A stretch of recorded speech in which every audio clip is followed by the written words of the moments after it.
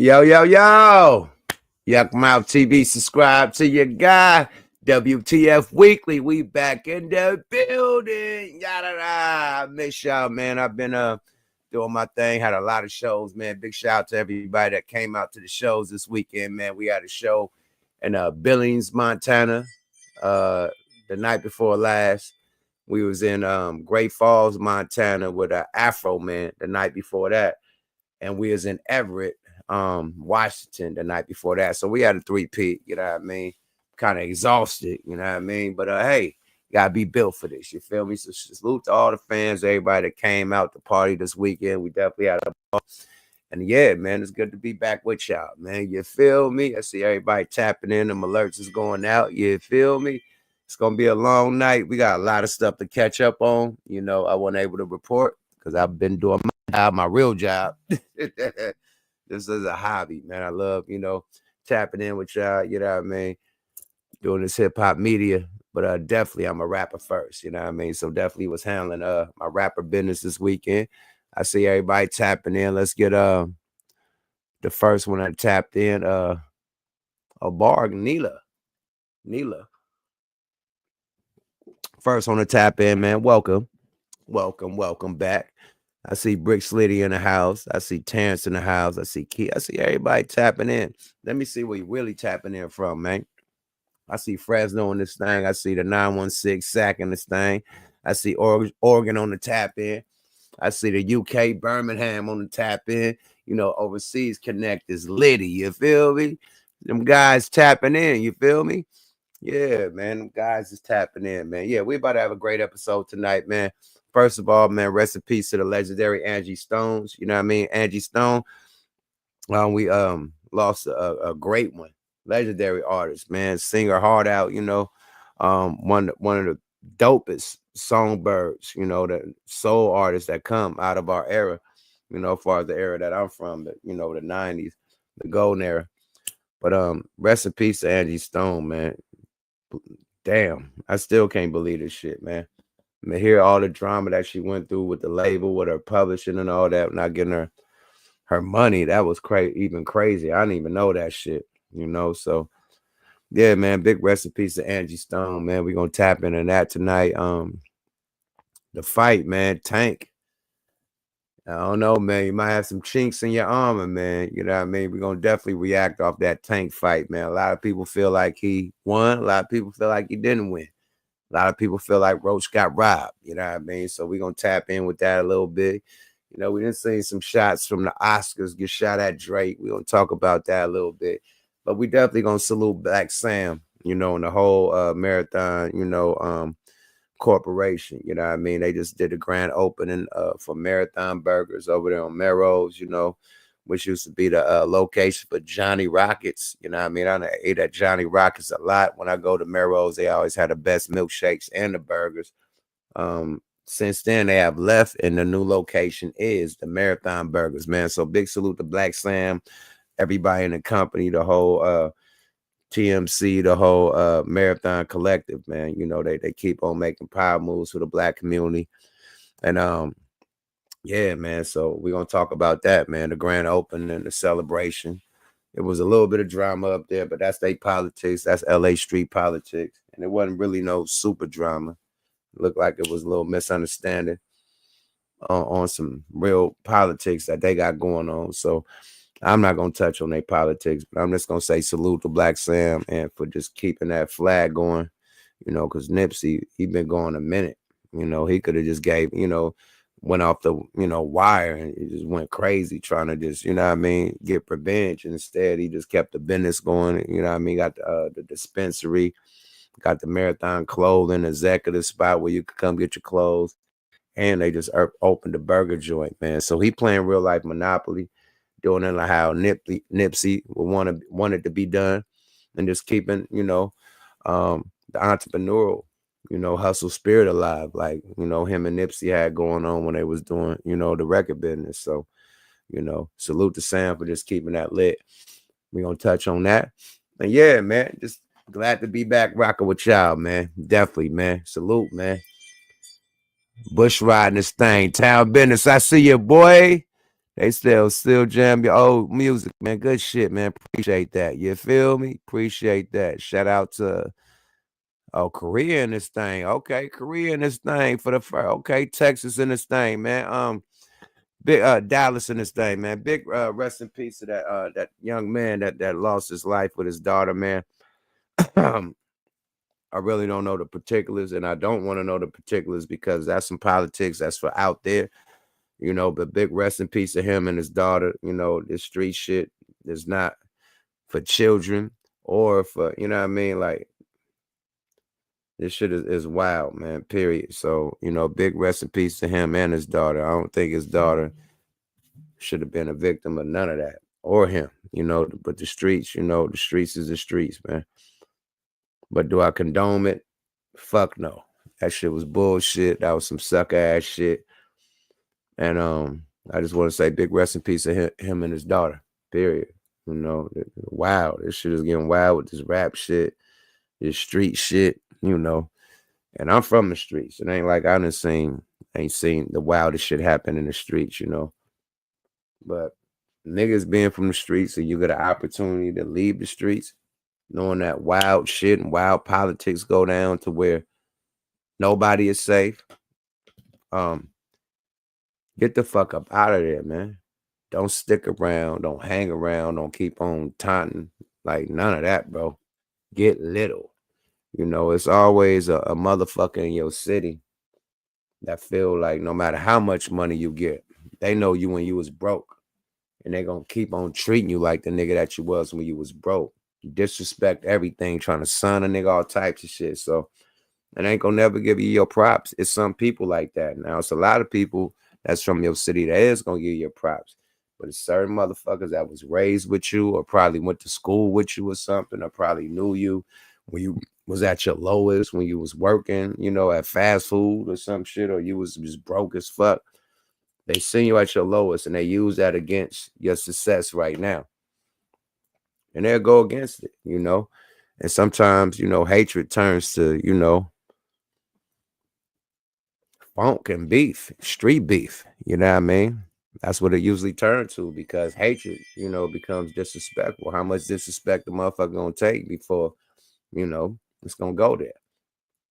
So my best thing to tell these young rappers is move out your city when you blow up. It's good to visit, come back, put on for the city, do what you gotta do. But just hanging out and being out there, you're a target, my nigga. You're a target from the motherfuckers that, probably know you. And now they against you, allegedly. I don't know what's going on with this one, but a lot of shit be jealousy from people that you know. It ain't even gotta be nobody from your hood, just niggas that you know. It could be new niggas in your crew that you got right now in your crew. It ain't gotta be nobody that you grew up with. Just somebody in your crew with niggas like shit like that, man. Jealousy and pride, That's why I got to just move with niggas that's on the same mission. Move with niggas that got the same type of finances. Nobody that's like looking at you sideways and shit, because money is the root of all evil, my nigga. When somebody got more money than the next individual, somebody always feel disrespected. Like, me making my money has something to do with you making your money. Like, however you make your money, my money is not stopping your money. But the motherfucker that's not making them as much money as you make and feel like, yo, you making more money than me, that is disrespecting how I'm making my money. I know you, nigga. I was richer than you. Now I'm not richer than you. Or we is all broke together. You ain't broke no more. I'm still broke. I'm mad.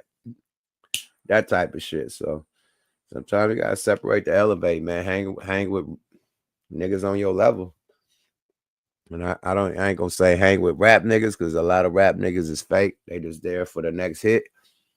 But hang with likewise people in your tax bracket. People that you could build with, invest with, build some companies and shit with. Y'all can help each other, not look sideways at each other and try to plot and backdoor on each other. You know what I mean? Real like-mind niggas that's just trying to elevate each other. That's what niggas need to be around when you get money. Period. St. Paul in this motherfucker. I see you on the late tap in. Kansas City in this motherfucker. Philly in this bitch, man. Hey, it's going down, man. You feel me? It's fucking going down. But this What the Fuck Weekly, man. We got to get the what the fuck moment out the way, man. Let's get the what the fuck moment going on. Let's get it. We got to kick this shit off with some jokes right quick. My man was caught off the perk 30s. And the boy went to sleep on stage, man. This is a what the fuck moment at the Hot Boys reunion concert. Birdman, wake your ass up, bro. What's going down? I gotta mute it because I can't play the music and shit. But as you see, this nigga is sleepy deepy on stage. That boy sleeped in the motherfucker. I can't play the music. I ain't gonna get no musical strikes, but that nigga is sleepy deepy. That nigga took a snooze. Somebody said he had that. And Lil Wayne was acting wild as shit that night. They said he had that Wayne Zaza. I don't know what the fuck between him and Wayne. I don't know what the fuck they had in that Zaza, but Wayne was just laughing and shit, uncontrollably laughing, didn't even say his rhymes and shit, just laughing and giggling and poop. And this nigga that fell asleep. I don't know what the fuck was in the weed they was smoking or what they took before they hopped on stage. But Wayne was fucked up too. And they wonder why Wayne didn't do the Super Bowl, because it's shit like that. Shit like that. Imagine that at the Super Bowl. All them niggas come out to the Super Bowl. This nigga Birdman doing a bird sleep. Doing a bird nest. He's sleeping in a bird nest, but nigga, live at the Super Bowl. The Super Bowl going down, dancing, nigga. Snoozing, nigga. Imagine that at the Super Bowl, my nigga. Stop playing, bro. That would have been a disaster, my nigga. All them hot boy niggas out there. Imagine trying to clean them lyrics up, too. Kendrick edited his own lyrics, cleaned that shit up. Imagine him trying to, oh my Lord. Imagine that at the Super Bowl. Y'all niggas had the nerve to say, Kendrick didn't deserve it. It was a Wayne. The Wayne could have came with the hot boys. You shitting me. Not the sleep boys. Not the bed man. The Birdman turned to the bed man. That nigga want to go to the bed. He want to go to sleep. Not the snooze man. Nah, not the Z man. Not the Birdman turned to the Z.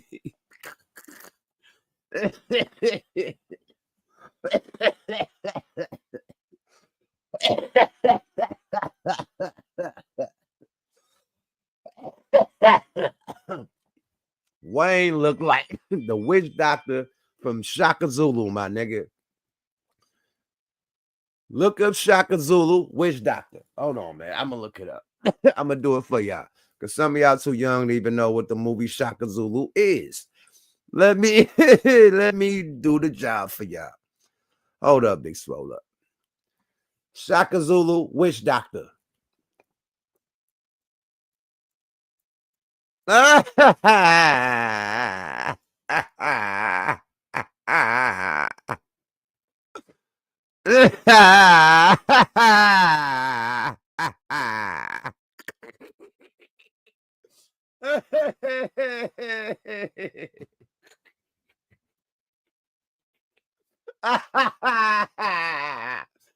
Oh my God. Shit. I forgot how much. I forgot. God damn. I forgot how. Damn. Lord. Whew. I don't know what the fuck Wayne taking. Got him looking like a witch doctor. I don't know what Birdman taking. Got this nigga want to take a snooze fest in the bird nest.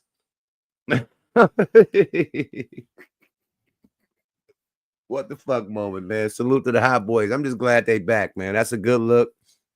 Just start falling asleep, my nigga. He said, damn, not Shaka Zulu. Yes, Shaka Zulu, my nigga.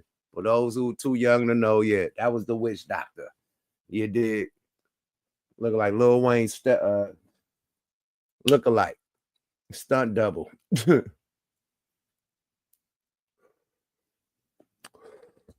But let's get back to the content with no more motherfucking nonsense. I love boxing, man. I love that Tank is our new, damn near Floyd. You know what I mean? Our new Floyd. Fuck it. He our new Floyd. He is the new face of boxing, right? I want to get to this because I think niggas is thinking because he got, I don't know if it was okay, let's go to the powerful exchanges.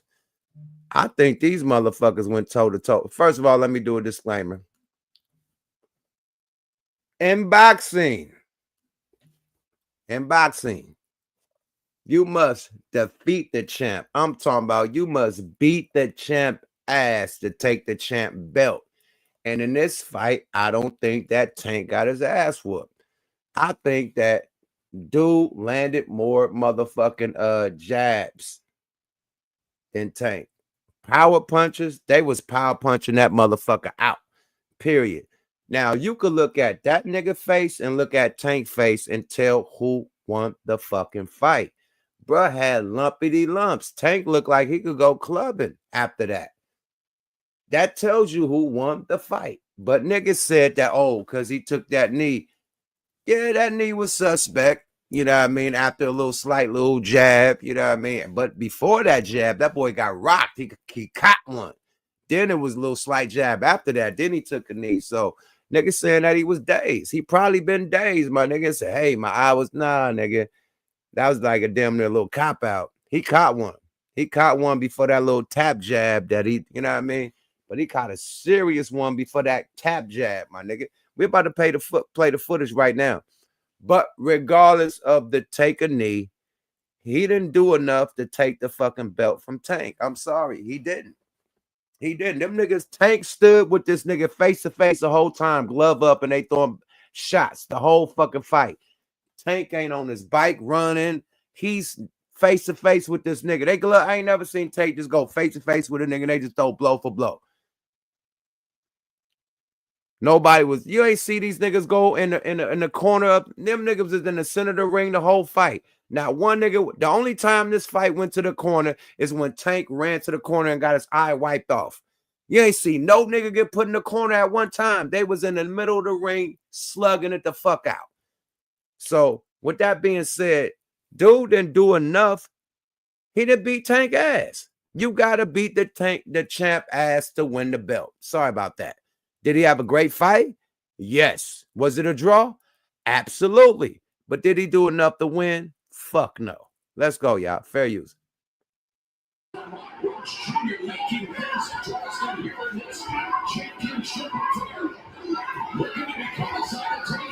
What I said, in the middle of the ring. These niggas did not hit the ropes one time. They're in the middle of the ring, my nigga, going at it.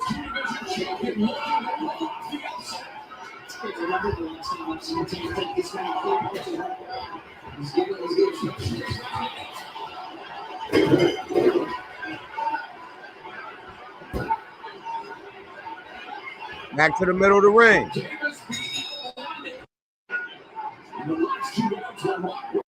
Yeah, so there's in the middle of the ring doing their thing, my nigga. Period. See, boom. This is the one that ain't the one where he took a knee. He just caught one. He caught a good one. That one rocked him right there. If anyone, it should have been that one where he took the knee. Wow. That woke his game up. Okay. But he didn't take a knee after that. He took his biggest punch and didn't take a knee after that. That was Roach's biggest punch of the night right there. He didn't take a knee after that. He caught another punch and took a motherfucking knee. He said, this was a pretty boring fight for Tank. Nah, man, it wasn't boring. Them niggas was slugging it out. I think this is the most active fight Tank had. This is what fucked him up. This is the most active fighter Tank fought against. Period. That boy was active, my nigga. He was active, and he wasn't running from Tank or none of that shit. He stood right in front of Tank, was blocking a lot of all that power punch shit that Tank was throwing. He was blocking a lot of that shit. A lot of power punches got through. That's why that man's face looked like that. But he could take a punch. Like, you gotta give it up to Roach, man. He could take a motherfucking punch, man. Because Tank was hitting that nigga with some shit, man. For real. Let's go to some more. Let's go to some more shit. It ain't over. It ain't over. We gonna keep on playing. Because now we gotta go to what niggas is saying about the shit. You know. Hold on. Rock by Roach. We seen that. Okay. Boom, boom, boom. Okay, this is a knockdown right here. This is the knee. This is where he takes the knee, y'all. Let's go. Fair use.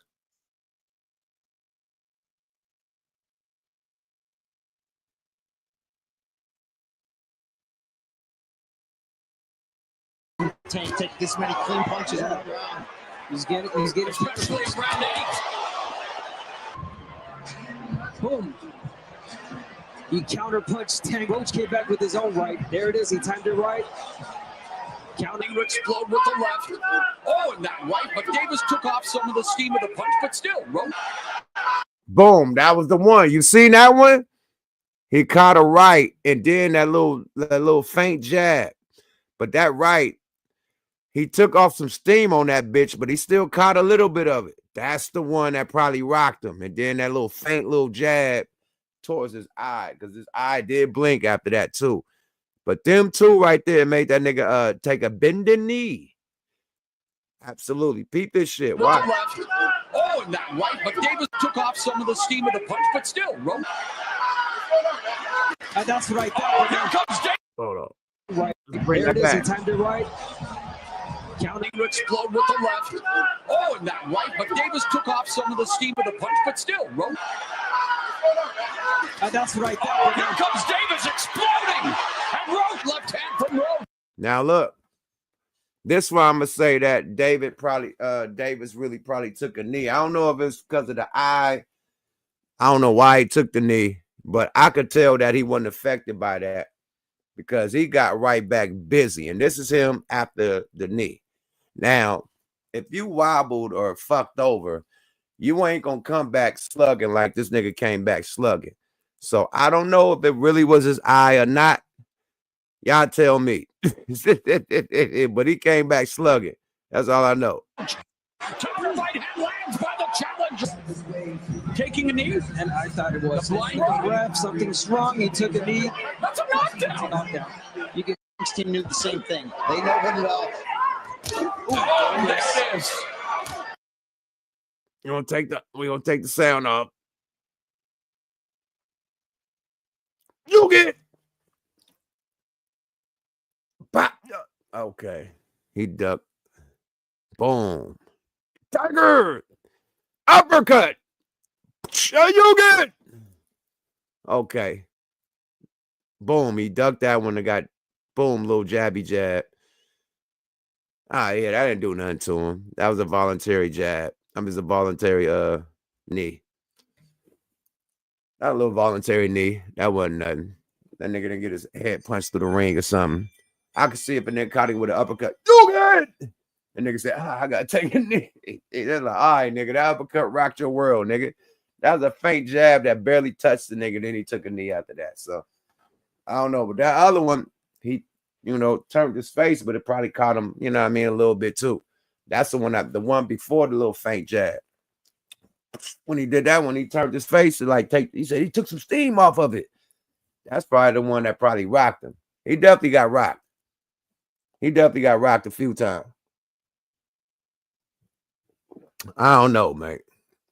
Y'all think it was he was robbed? A lot of people saying Roach got robbed. Hey, if you consider that a knockdown, and if you go to the scorecards, then that knockdown will make him win the fight. Absolutely. But it wasn't considered a knockdown. In boxing, when you have any type of malfunction in the ring, you could take a knee and get your, like if your gloves need to be tied up or something, if your mouthpiece fall out, just little malfunctions that happen in the ring, you could take a knee and take care of that malfunction. So I don't know if Tank try to take advantage of that, like, hey, it was a malfunction in my eye. You feel me? Or it was a real nigga. Hey, man, we take a knee right quick, get it together. So we don't know, but Tank thought it was a malfunction. Like, okay, I could wipe my eye off, whatever the fuck. That's the illest shit going down too. Let's look at this remix that's going down with Tank. And the internet never fails, my nigga. Why they do this to Tank, my nigga?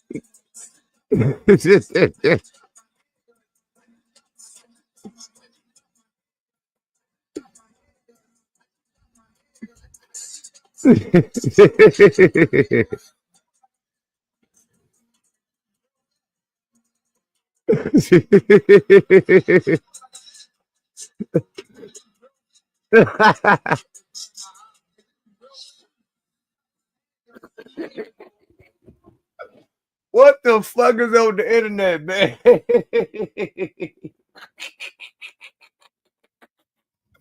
Why they do that to that nigga, man? That was quick. I just got my head done.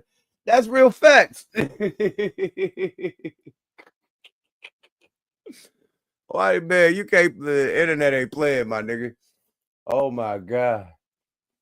Nah, you can't do it. Yeah. Nah, you can't do that in the street fight, my nigga. You can't take a knee, nigga. You know, Tiger kick the shit out your ass. You hit that ground, nigga. Good luck. I just got my head done. They wildin', B. Word up. We going back to the fight, though. Fuck all that. We got to get back to the fight, man, because this fight was very controversial. A lot of people thought that Tank lost. Let's see what old boy got to say about this shit, man. This is what's my nigga name? Jaron Earn. Okay, we got to speed the dial up too. Playback speed is at one. Okay, we on that. Fair use. YSM Sports. You know what I mean? Follow them. I'm not following them, but follow them. They living in the city, man. Check it out. Fights. Gervonta Davis draw with Lamont Roach. People looking at it as controversial because of the whole knee. What do you think of the fight? It was a great fight. You know, I had it 7-5 Tank, or you gonna make it a draw. But I feel like Lamont, he did good. He did a great job, actually. You know, I just don't think he did enough to pull it off. You know, and I feel like people was overlooking what Tank was doing in the first like 5-6 rounds. You know, he was like boxing and frustrating him a little bit. You know, but Lamont, like I said before, he did a great job. You know, some people had it Tank, some people had it draw, some people had it Lamont. Do you think Tank gets a lot of criticism for not knocking Lamont out and Lamont not being a big name, so they overblow it? I think so. Yeah, and I feel like people just don't like Tank to a point where any little thing, just because he ain't knocking him out, they probably feel as though that he lost and he didn't, or it was a draw. You know, I feel like Tank was doing a lot of smart things in the beginning, moving a little bit too much, but I feel like he was still like frustrating and things like that. You know, I think Tank did a good job. Like, he still. Right. What he said. A lot of niggas hate Tank. Tank is cocky as fuck like Floyd, but he could back his shit up like Floyd. You know, Muhammad Ali cocky. He could back his shit up. So the cocky fighters could back their shit up, my nigga. And Tank could back his shit up. So he got the right to talk his shit. You'll have a Ryan Garcia out here talking shit and get slid. You feel me? Talking about he the best. You know what I mean? You got another motherfuckers out here. What's my nigga name? Adrian Broner. We thought he was gonna be the next motherfucking Floyd Mayweather. Get slid. Boom. Nigga getting knocked out the ring by the nigga that was doing the overhead punches. What's my nigga? Mayana that Floyd had to hop in the ring and do.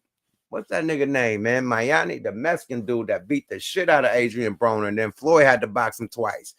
Nigga, Floyd almost lost that first fight, nigga. I was worried about Floyd. Everybody was worried about, what's my man name? Put that on the screen. Minyati.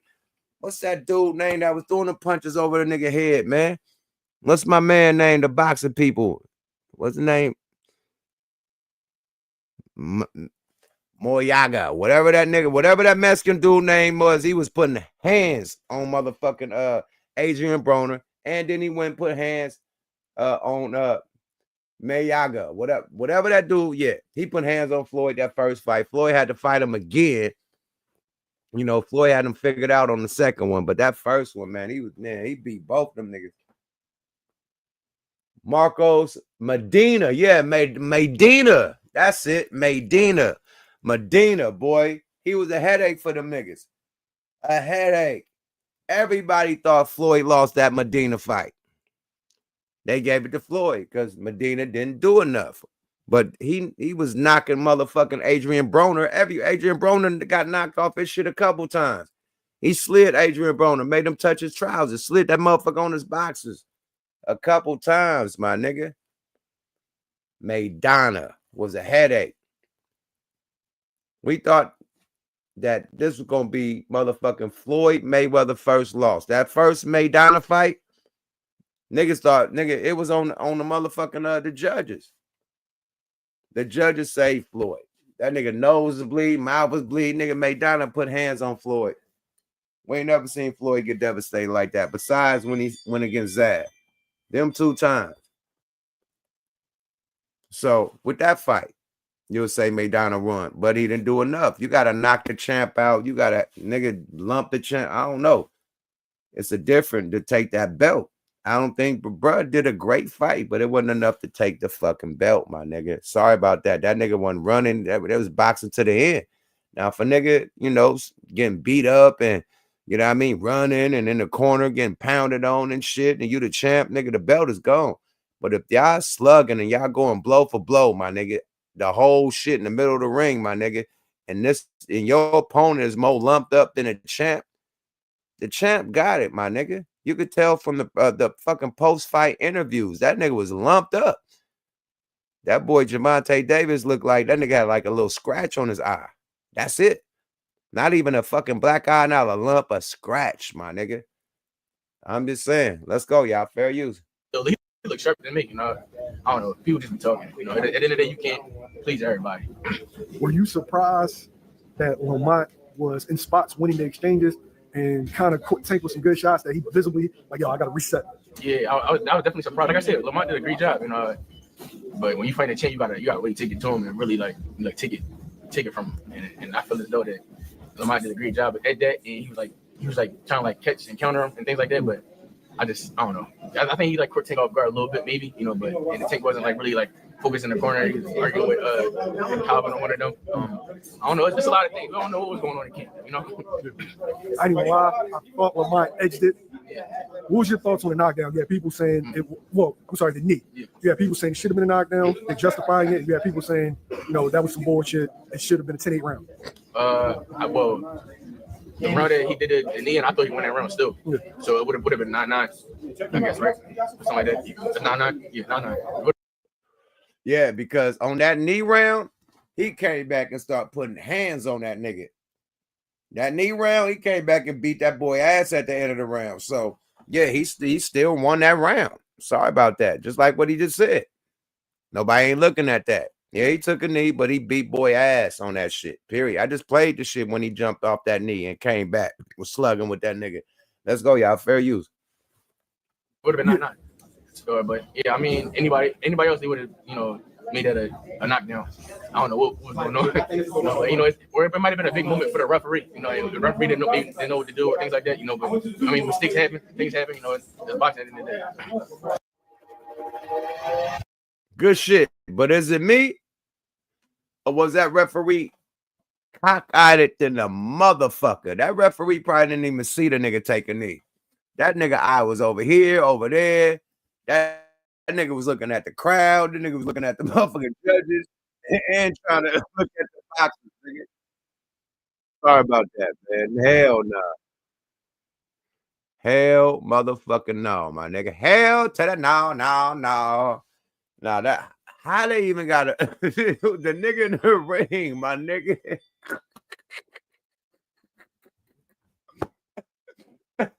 That's the first shit I seen was that nigga eyes. I said, how the fuck is he?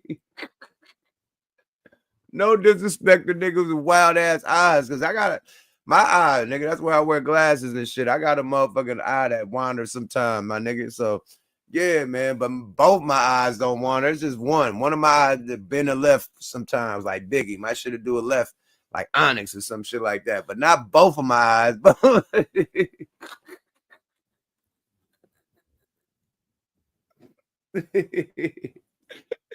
Yeah. That nigga Biggie shit didn't do that. You see Biggie, one of his shit did that. Biggie looked straight and then one to the side. That nigga had both shit looking to the side. Like, how you look straight? That nigga doing all peripheral vision looking forward. How the nigga gotta use peripheral vision to look forward? Shit, let's look at this way and that way. You know, if you looking straight, you gotta use your peripheral for the side. He gotta use peripheral for straight vision because this shit is looking to the side at all times, my nigga. This is ridiculous, bro. How the fuck was he the referee of the fight? He didn't see it. That nigga didn't see it, bro. He didn't see that shit. He just seen the nigga over there on the side of the ring, like, hold on, man. 1, 2, 3, 4. Hold on. Tank told the nigga, hey, nigga, I took a knee. There's something in my eye. He's like, oh, okay. I didn't see that. All right, my nigga, bring it back in. You all right? Let's go. The nigga went from counting to negotiating. I ain't never seen that shit happen in boxing. Nigga like 1, 2, 3. Hey, okay, cool. You ready? He stopped the count, mid-count, nigga. Nigga negotiated through the count, and he stopped the motherfucking count. And nigga eyes weren't right. Like, nigga, you didn't see what happened. Nigga, I didn't drop. I just went over there and said, what's up to my people? Nigga, I didn't drop. No, you know, you ain't got instant replay in boxing. Niggas say, hey, let's go to the replay. He can't see that. I don't think he even seen Tank take a knee, my nigga. He just seen that nigga in the corner like, hey, man, 1, 2, 3, 4, man. What the fuck is going on? He didn't see him take a knee, my nigga. I'm sorry, bro. Them eyes are too many, bro. Let's go, y'all. Fair use, man. This is crazy as shit. That was a real fighter, though. A fighter saying that he didn't. But it's some people, you know, that feel that. Hold on. Let's see what Roach got to say. Fuck what everybody else got to say. And let me show you Roach's face. Look at that man's face and look at Tank's face out of the fight. Let's go, y'all. Fair use. He got decent power. He got decent power for sure. I ain't gonna say it's exaggerated. I told you I got a chin. I ain't going like that. It's just not gonna happen. But like I said, I see why he knocked people out. Yep. Yeah. I see. And, nigga, I think he felt my power too. Like, I think that's what negated a lot of his shots. And once I took his best shot, I was like, oh yeah, it's time to roll. Like I said, I knew I had a chin. I mean, I spar guys that were like junior middleweights, like current champions that was at that weight. So I know I can take a punch. He's twitchy in there. Like I do see why he knocked people out. I mean, like being up close and personal, obviously I seen it on the TV like that, but I understand why he knocked people out. I'm not going to tell y'all because y'all going to tell him. How do you assess his power after being in there for 12? He got that nigga got lumps and bumps, and he had lumps and bumps, and he was bleeding to death in that motherfucker. Nose bleeding, everything was mouth bleeding, the whole shit. That's after the wipe down. Come on, bro. Come on, bro. This after the wipe down. Look at this nigga face and look at Tank's face. That tells you who won. And if you want to give him the win, then you got to give it to Tank knee then. Tank knee got to have a lot of bruises on it because his face and it don't got no bruises on it. That knee must have took a bruising. I'm just saying, my nigga, fair use. Like, come on, man. You can't have a nigga with the lumped up face. Oh, yeah, I'm tripping. You can't have a nigga with the lumped up face say he won. That don't work. Like nigga said, you gotta really defeat the champ. It can't be like no like undeniably beat the shit out the champ. Like, okay, the champ, hey, got slid. It's over. Champ, hang it up. You tried tonight. That wasn't it with this one, bro. It wasn't. You know what that was? When Haney did his fight with Ryan Garcia. When that boy Haney kept getting slid on his motherfucking trousers, it's like, all right, champ, you lost. It's undeniable. You lost to Ryan Garcia. Now you can say that the whatever it was, you can say that the thing is, my son box. It ain't a motherfucking pill or steroid you could take to make you box better, to make your timing be better. Now, strength, endurance, yes, but to throw your punches on time, to counter on time, to catch, that's like playing chess, my nigga. You're countering, you're doing moves, you know what I mean?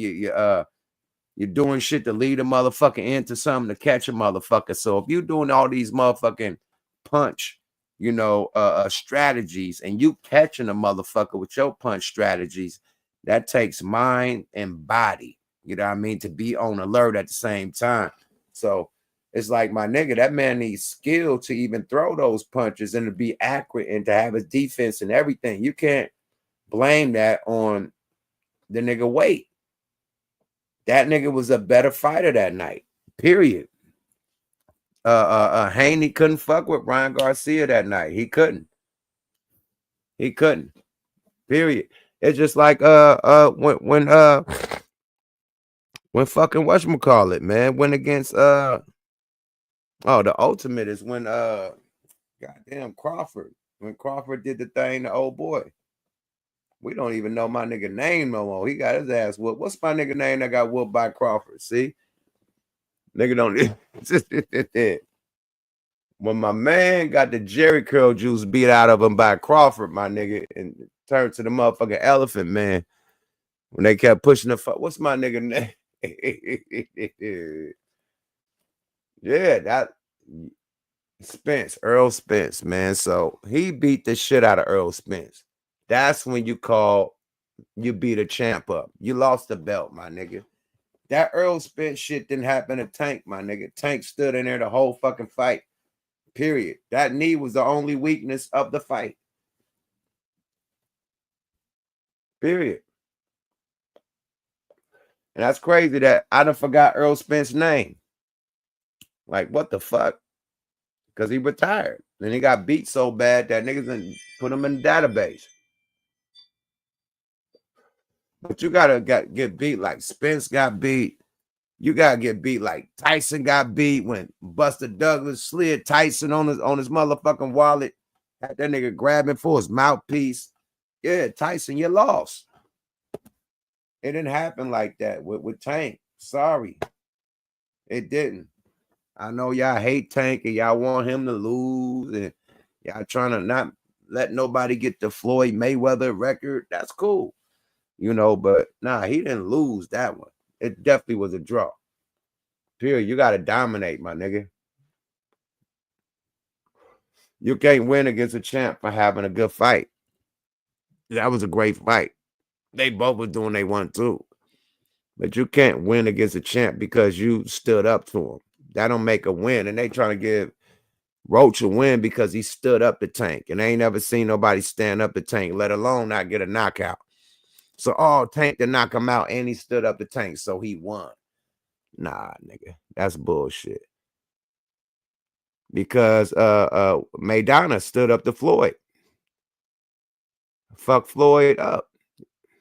He did everything but knock Floyd out. It ain't get to Maidana. Because Maidana didn't do enough to win from a champ. Period. Sorry about that. Floyd was boxing the shit out that boy, regardless. He took some punishment, but he was boxing him. Period. He wasn't running, none of that shit. He took his punishment and kept fighting. Just like Gervonta Tank Davis. He took his punishment and kept fighting. Period. Now, if you getting whooped, you running, you in the corner. That motherfucking fight didn't go in the corner one time. Period. Let's go, y'all. Fair use. Fight Club. Fight Hub TV, man. Y'all go follow them on the tube. Make sure I got the Autobot on deck. Okay, let's go, y'all. Fair use. Hang it up. I'm not being biased. If I'm 100, Tank got his ass whooped, I'm gonna say, you know what? He got his ass whooped. You know, that Tank is over. He had the lessons, getting his lessons of what he got to do, take us the rest of the way. This former world champion boxer is accusing Gervonta Davis of ruining the sport. Floyd Mayweather has revealed why this is the end of Gervonta Davis. He said that Tank's recent fight against Lamont Roach clearly shows that he has lost his charm and he no longer has the hunger to become one of the best boxers in the world. His ass whooped. Easy fight from what I see. And did the guy come out aggressive? I say it probably was 4 rounds the guy could have got, but 8 rounds he's getting outboxed. Turn.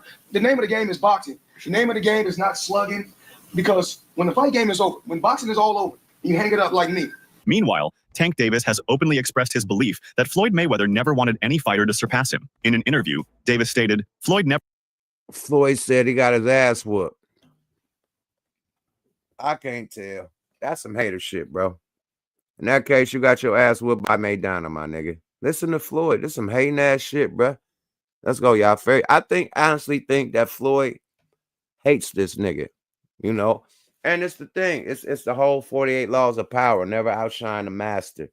And I think when this nigga start trying to or outshining Floyd on certain situations or coming up to, you know, be somebody who can outshine Floyd, the hate campaign started because he, you know, left Floyd boxing promotions company and started his own, you know, boxing promotion company, you know, and you know, cut the middleman out. You know, and Floyd people start, you know, fucking with him.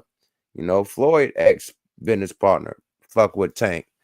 You know what I mean? So, yeah, he doing the same. He learned from Floyd. He learned the best. And you know, he learned the game and he doing the same thing Floyd doing. And I think it's a little, you know, jealousy or hatred, you know, or let's say salty. I think it's a little saltiness, you know, with another boxer from his camp, you know, being so successful and doing the same shit he doing. Let's go, y'all. Fair use. This is the end of Gervonta Davis. He said that Tank's recent fight against Lamont Roach clearly shows that he has lost his charm and he no longer has the hunger to become one of the best boxers in the world. His ass whooped. Easy fight from what I see. And did the guy come out aggressive? I say it probably was 4 rounds the guy could have got, but 8 rounds he's getting outboxed. Turn. The name of the game is boxing. The name of the game is not slugging, because when the fight game is over, when boxing is all over, you hang it up like me. Meanwhile, Tank Davis has openly expressed his belief that Floyd Mayweather never wanted any fighter to surpass him. In an interview, Davis stated, Floyd never wanted nobody to be better than him, any fighter. This sentiment reflects Davis's perception of Mayweather's attitude towards potential successors in the boxing world. The dynamics between a mentor and protege can be complex, especially when the protege's success begins to rival that of the mentor. Davis's comments suggest a tension rooted in competitiveness and the desire for legacy preservation. First of all, Floyd don't never want to see no one like a fighter do better than them. Terrence Crawford should fight. It's gonna be there. It don't make no fucking sense. You don't never want to see nobody be better than him. I'm telling you. Last question, guys. Yeah, I love the fighter. Like, I ain't gonna lie, if he was like chill, like he'll be the smoothest, but he's not. You know what I mean? He's a great fighter. And my bad. And he because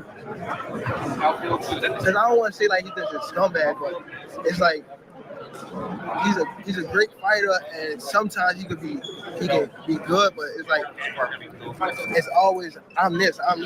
Paulie Malignaggi, a former 2-weight world champion, has criticized Gervonta Davis, asserting that Tank has ruined boxing. Malignaggi's comments highlight a broader discourse on the state of boxing and the influence of contemporary fighters on the sport's integrity. Such critiques often stem from concerns about the commercialization of boxing and the perceived deviation from its traditional values. Malignaggi's perspective adds to the ongoing debate about the direction in which modern boxing is heading. This former world champion boxer is accusing Gervonta Davis of ruining the sport. What do you guys think? And who do you think the former world champion is? It's none other than Paulie Malignaggi, or I don't know how to say his name, honestly. I just know that he had that whole thing with... All right, y'all. What Tank saying that Floyd don't want nobody to be bigger than him. He said it out of his own mouth. I didn't even know he was gonna say that, but I see that. I don't know. It's in the black community a lot. You know, it'd be black executives, black A&Rs, black people in record labels that don't want to see certain people get in position. You know what I mean? Like in their position. Like, let's say, for instance, you have a big time rapper from the old school that knows the whole game of hip hop. Those guys would not get hired. You know, when they do get hired, you know, the people are jealous. They're trying to sabotage their shit because it's like they don't want you in a position. They rather you just be a rapper. You know what I mean? They make the money off you. But when you get in position, you know, they try to hate on you. Let's say, prime example, never outshine the master, man. Suge Knight, Irv Gotti, Jay Prince. I think they was trying to bring Jay and Puff. I don't think Puff was in it. I think they were trying to bring Jay-Z in the shit. And Puff. Trying to start the first black distribution company. And they said Puff went back to the big dogs, complained about the shit, and then all of a sudden niggas record labels start getting hit. Jay didn't even fuck with it from the rip. They said Puff went back and reported, and the niggas record labels start getting hit by the feds. You know, you can't outshine the master. Michael Jackson, Sony, outshine the master. You know what I mean? So when you learn the game, they hate when you learn the game, my nigga, and use the same game that they used on you. They hate when you learn the fucking game, bro. Period. And Tank just learned the fucking boxing game and learned how to do it like Floyd doing it. It shouldn't be no motherfucking problem. Floyd, you built this nigga. He your protege. That's the whole shit that I don't like, right? He's from your camp. He make your camp look good. This is the top fighter that came from your camp, nigga. You could brag about this motherfucker. You know how much I brag about Tech 9 and all my successful niggas from the regime, man. That's from the camp. Tech 9 is doing the whole strange. He got his own big shit going down. $100 million shit going down over there. I can't take credit for that, but I know he a part of the mob. And he one of the ones that did it the biggest. I could brag on that, be proud. I ain't gonna say, hey, man, why you doing all? No. All my niggas supposed to win. Monster Ganja, Platinum in New Zealand. Proud of that, man. I'm bragging on my niggas. It's niggas in my crew that I hang around that got more money than me. Salute them niggas. I'm not jealous, mad, or nothing. It shouldn't be that way, you know, but certain motherfuckers that ain't never had money, you know, I ain't gonna say never had money, but let's say insecure. Some insecure people, you know, have a problem with, you know, other people getting, you know, that type of money or getting in position. Let's go, y'all. Fair use. No Frank Ocean. With Conor McGregor, and then he couldn't even beat Artem Lobov in bare knuckle boxing. So take his word with a grain of salt. But obviously, I do agree with him to some extent. Gervonta Davis has all the skills in the world, but he's not taking the most competitive fights. You know, Lamont Roach, if he had made 4 or 5 defenses at 135, you'd be selling me a little bit. I'd be curious. But no, you're just recycling the same champion. You're not even progressing. You're killing the sport to line your pockets. I defend the sport. I want the best matchups possible. You're not going to entertain me with the B-level matchups just because they're pay-per-views, which makes a lot of sense. You know what I mean? I'm not paying for it. You know, I'm going to stream it like I would think most people are. But yeah, Gervonta Davis, I wouldn't say he's ruining the sport. I think Floyd Mayweather ruined the sport because every boxer after him just wants to get the easiest fight with the most amount of money. Pros have claimed that Floyd Mayweather was jealous of Tank Davis. This allegation points to a possible strain in their relationship, suggesting that Mayweather's competitive nature may have extended beyond the ring into his mentorship. Jealousy in mentor-protege relationships can lead to conflicts, especially when the protege's rising prominence threatens the mentor's legacy. You actually need to be thankful that your product got pushed out there, because had it not been, Tank might have been fighting in.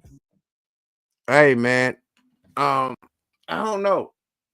I just know that Tank is the new face of boxing. But people saying that Tank is ruining the sports. Tank had the most exciting fights that we talk about.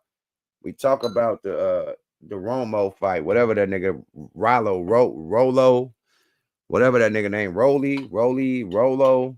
Talk about that fight. We talk about the Ryan fight. All the fights this man done had. We talking about him. Talk about the fight he had against old boy from New York. What's my man? Not Ryan Garcia, but it's another Garcia. What's the Garcia brothers out there? Rolly. But what's the other Garcia that got beat on out there from New York? And his father. He got the father. What's the other Garcia he whooped on? Did he? Or was that I don't know.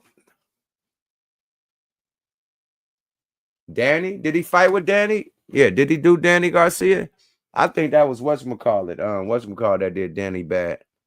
I think it was whatchamacallit that fought. No, he didn't fight Danny. It was whatchamacallit that did Danny. Goddamn, the one that fought Terrence Crawford. Yeah, the one that fought Terrence Crawford did Danny. That was the last one Danny did. Spence versus Danny, right? Spencer's versus Danny. But I'm just saying, man, he had the most exciting fights out of all these niggas besides Terrence Crawford. Period. Terrence Crawford and Spence, the most exciting fights. And other than that, it's been motherfucking Tank. Let's be real. Let's name another fight. But man, fuck it. Carissa Shield fights has been more deadlier than these niggas, what they fighting against. Let's be real.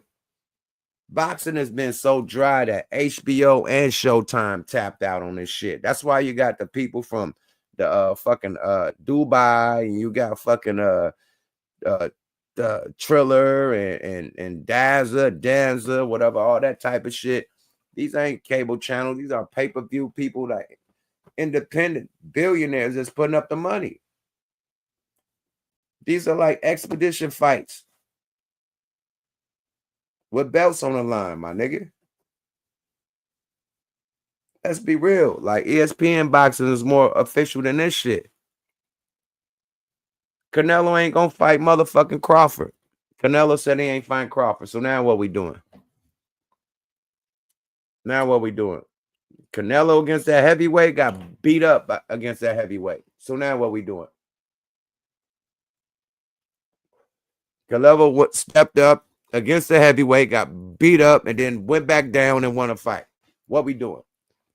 You can't say Canelo. He got whooped on by the heavyweight trying to go up. Got boo-bop. What we doing? Let's get back to the content, though. Fair use. Rinky-dink boxing clubs, bruh. We may have never got the opportunity to know who Tank Davis really was. So let's go ahead and start there. Now, Tank, early on, you heard him. He only getting about 10 racks a fight. Floyd is making it to where, yeah, I'm going to get your mom out this hood, but I'm going to have you on your knees crawling back to me. You feel me? You're going to have to get in where you fit in to really earn this bag the same way I did. But what I think was happening... Nigga, did you just say Shakur? Shakur last fight was boring than the motherfucker. Haney got beat up by Ryan Garcia. What are we talking about, bro?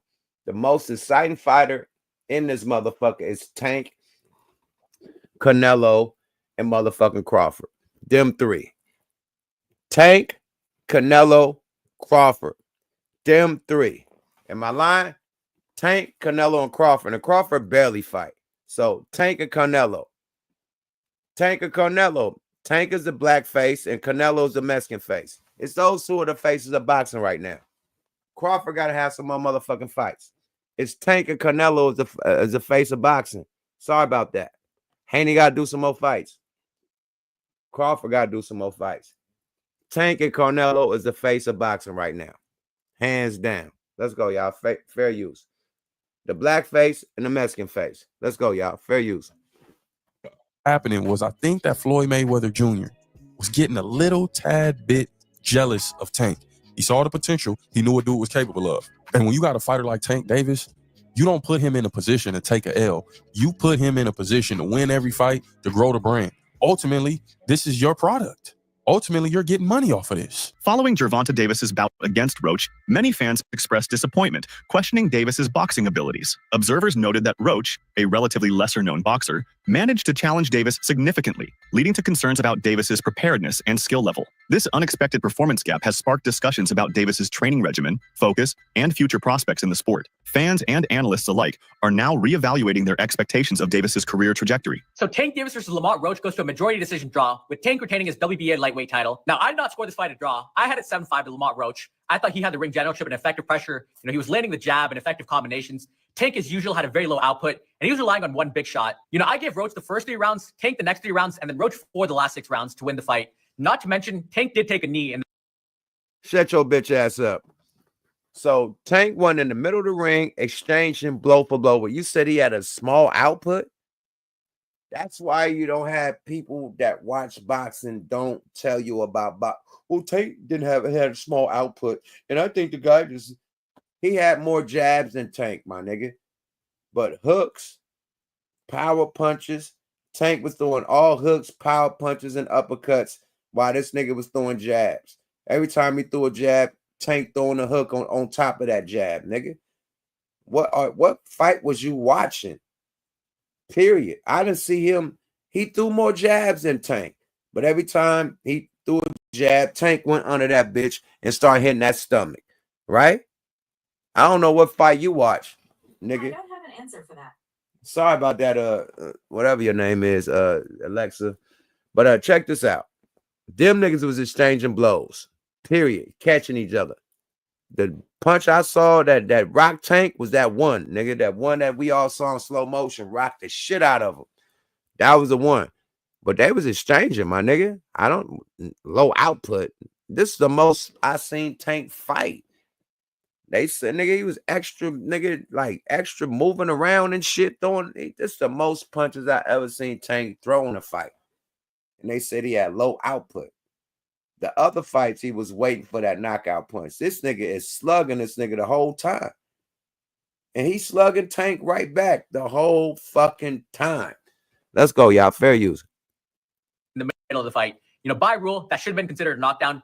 Yes, it was to get his mouthpiece, and that's why I didn't rule it a knockdown. But anytime a fighter takes a knee, that's a knockdown. And that would have given Roach one more point to win the fight. Now, I'm sure they'll run it back. I mean, Lamont Roach absolutely deserves a rematch. He just had the fight of his life. He wasn't scared to go toe-to-toe with Tank. You know, landing his combinations, the bigger counters, and the more effective shots. He definitely deserves a second payday. Now, the co-main event, Gary Antoine Russell put on an amazing performance. I think he won 11 or 12 rounds against Ryan Valenzuela. Great hand speed, good combinations, you know, masterclass to win the WBA title. And then in the featured bout, Alberto Puello beat Sandor Martin to retain his WBC title. Shit you bitch ass up.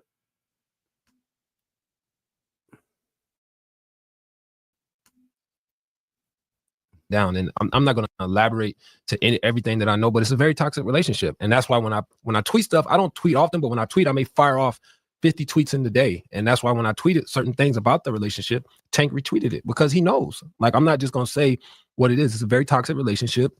It's back and forth, and I think it will serve him best to go and be his own boss. Adrian Bronner revealed that Gervonta Davis confided in him about his dissatisfaction with the support he received. Bronner stated that he couldn't disclose details until Davis chose to speak publicly. This revelation indicates that Davis may have felt uncomfortable with aspects of his career from its early stages. Such feelings of discontent can impact a fighter's performance and mental well-being, underscoring the importance of a supportive environment in professional sports. No, I haven't talked to him about it, but we talked about it before. You know, we talked about it a few times, but you know, now that he is doing his own thing, I hope the best for him. I hope he's as big as the world. I don't care, bro. I just want to do good. He keeps alluding that there was something wrong there, that he wasn't happy with the support that he was getting. You know, is there something there from what he's saying, from what your relationship with him? That's not really for me to come out and talk about. You know, I'll wait until he's comfortable with saying and letting people know his business. But you know, now that he's on his own, you know, I hope you're.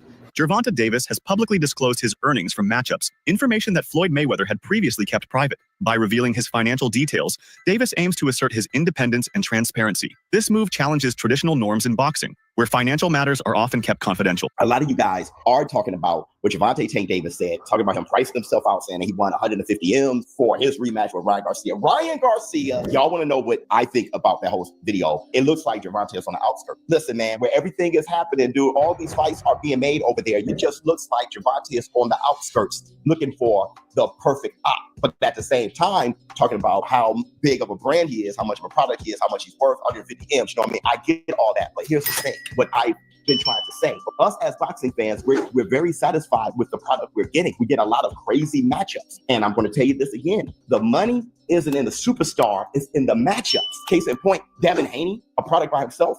Many people, it's proven that he's not a big pay-per-view star, right? But Devin versus Ryan Garcia is a big fight. Devin versus Teofimo Lopez is a big fight. You get what I'm saying? In the aftermath of their separation, Gervonta Davis described Floyd Mayweather's behavior towards him as toxic. He implied that Mayweather's actions were detrimental to his personal and professional development. The term toxic suggests a harmful environment that hindered Davis's. Hey man, so yeah, you get what it is, man.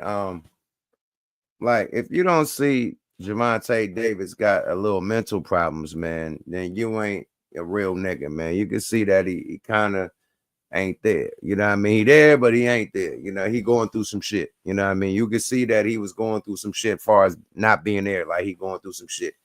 And you could tell that he has an anger problem. You know what I mean? That's it. Not talking about like he's mentally disturbed and no shit like that. But you could tell that he needs anger management. You know what I mean? And when he going through some shit, some personal shit, you see it in the fight. You know what I mean? So I don't know what he was going through personally, you know, that or you know, with the coach, like he dropped his coach and shit. You know what I mean? Went with a new coach. So I don't know if that was it. Him talking about he ain't got no interest in the game no more. He want to retire. I don't know if that was a big deal, you know what I mean, with the performance or whatever, you know. But he said after the fight, he need to get back in the gym. I think this just put the hunger back in the nigga. I think he lightweight thought he had it. I think he lightweight thought nobody could fuck with him. You know, he got a couple more fights up and just dip. And nah, like his homeboy, like, you know, him and this nigga Roach, you know, came up together boxing in the amateurs, you know what I mean? So they know each other weaknesses and shit. So yeah, him seeing Roach, you know, fully grown, you know, it's like I'm telling you, man, you could underestimate a motherfucker. Like you could have a motherfucker while you young. You know what I mean? You had him like, yeah, Ben had that motherfucker. Man, you see him when y'all grown. Like, you know what I mean? I underestimated Rap and Ron. I'm gonna give y'all a story. Rap and Ron was rapping with us in junior high school, Westlake. Rest in peace to Rap and Ron, first of all, man. Legendary, man. One of the still, to me, the best freestyler in Oakland I ever heard, besides Mr. Fab. You know what I mean? Rap and Ron, man, the dopest freestyle in Oakland. Before that, he made that mark. We knew him when he was just starting rapping in junior high school. He wasn't the best nigga in junior high school. It was our crew to be, you know, the Brothers with Potential crew. So I'm judging from, you know, back then. Now we, you know, out of high school and shit, you know, young, you know, going into our 20s and shit. And I see him again. I have a rap battle against him. And you know, Too Short signed him. We have a rap battle at the Dangerous Crew studio. And I'm like, man, I got this nigga. That was the nigga that wasn't even, he couldn't fuck with us in junior high school. I'm super dope right now. He definitely can't fuck with me. But I didn't know that he became super dope also, beyond dope. So he get the rap. And I'm like, oh, that ain't the nigga from junior high school. He on some other shit. You feel me? You can't underestimate a motherfucker. And I think that Gervonta probably had him in the amateurs, you know, and probably underestimated. Like, man, we was little. I've been dusted that nigga off. And niggas is grown. Nigga done stepped their skill game up. And now you face to face with it, like, oh shit, this a new motherfucker. He stepped his skill up like I stepped my skill up, you know. Now we gotta fight. You know what I mean? So that's how it goes, my nigga. You know, I lost that battle by underestimating Rap and Ron. Underestimated him. And he won. Period. It ain't like I got dusted or nothing like that, but it went to the last verse for verse. Because we was going back to back. It was going, you know, to the last verse and shit, whatnot. But yeah, underestimated him. And yeah, he won. So motherfuckers definitely could step their skill up from the last time they seen you. You know, you could look at The Last Dragon. Didn't he? Who? I think The Last Dragon, that nigga was getting slumped by niggas. Did he get slumped?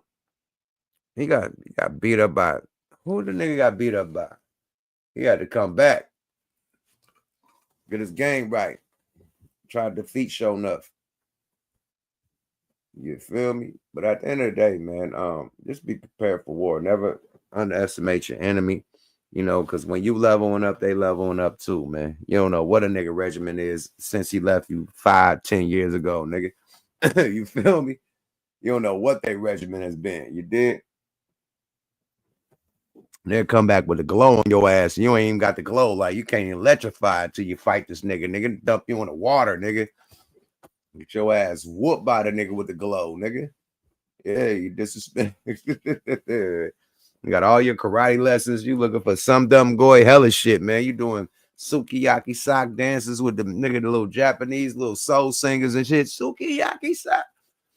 Little cool ass black Japanese motherfuckers. Sukiyaki sake su. You sake to me. I sake to you. Hey, Jab Turkey. The nigga called him a Jab Turkey, little fat Asian one. Hey, Jab Turkey. You don't know no. You don't got no. That nigga trying to teach the nigga how to be black. Asian. Yeah.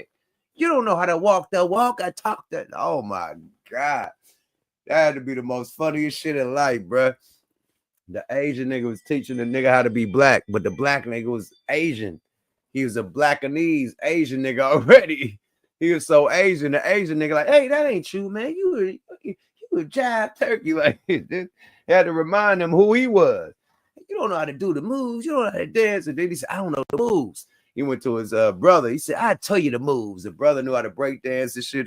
The brother was more street and more gangster than the actual Last Dragon, my nigga. The brother, nigga, said, fuck you, nigga. They threw it. Yeah. He stood up, get showed up, nigga. It showed up through that nigga in the trash so fast, my nigga.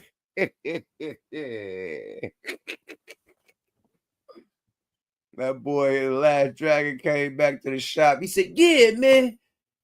He came and messed up the whole shop and you wasn't here, man. Some shit. You a punk or some shit. That nigga started crying and boo-hooing. And that boy got all his ninja darts and shit, got his little kung fu gear together. Hey, the Last Dragon is hella funny, my nigga. Hella funny.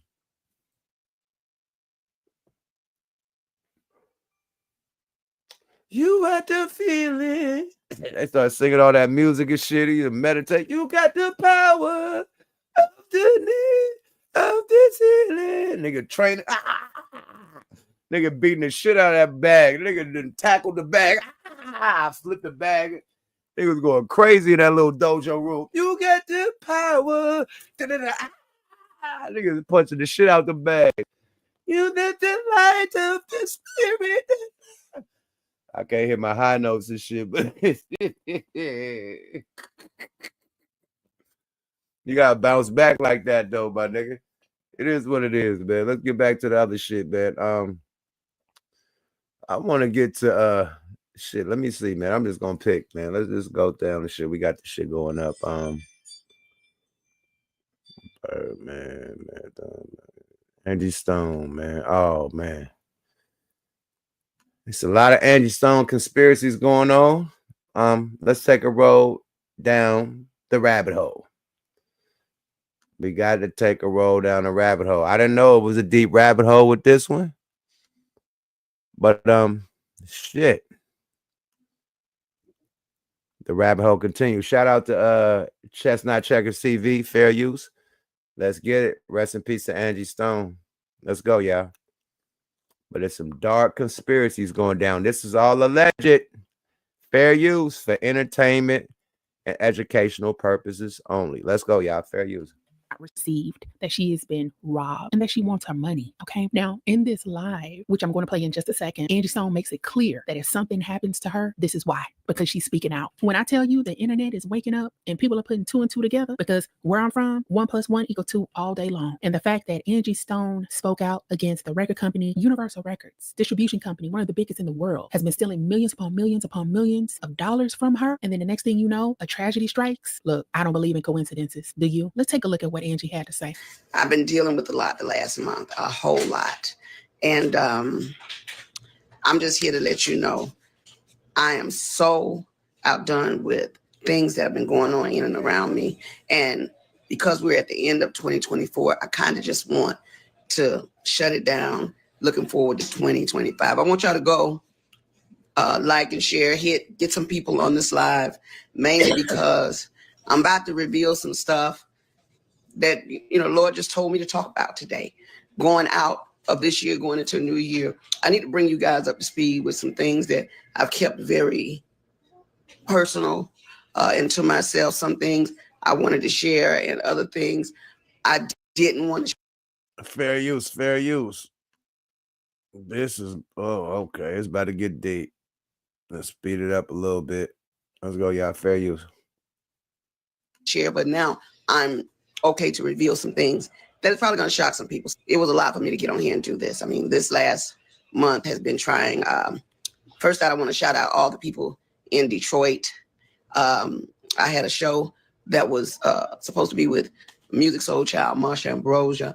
Shout out to Raheem Devon for standing in for me. I had something happen that caused me not to be there, but God just needed to sit me down so I could focus on me.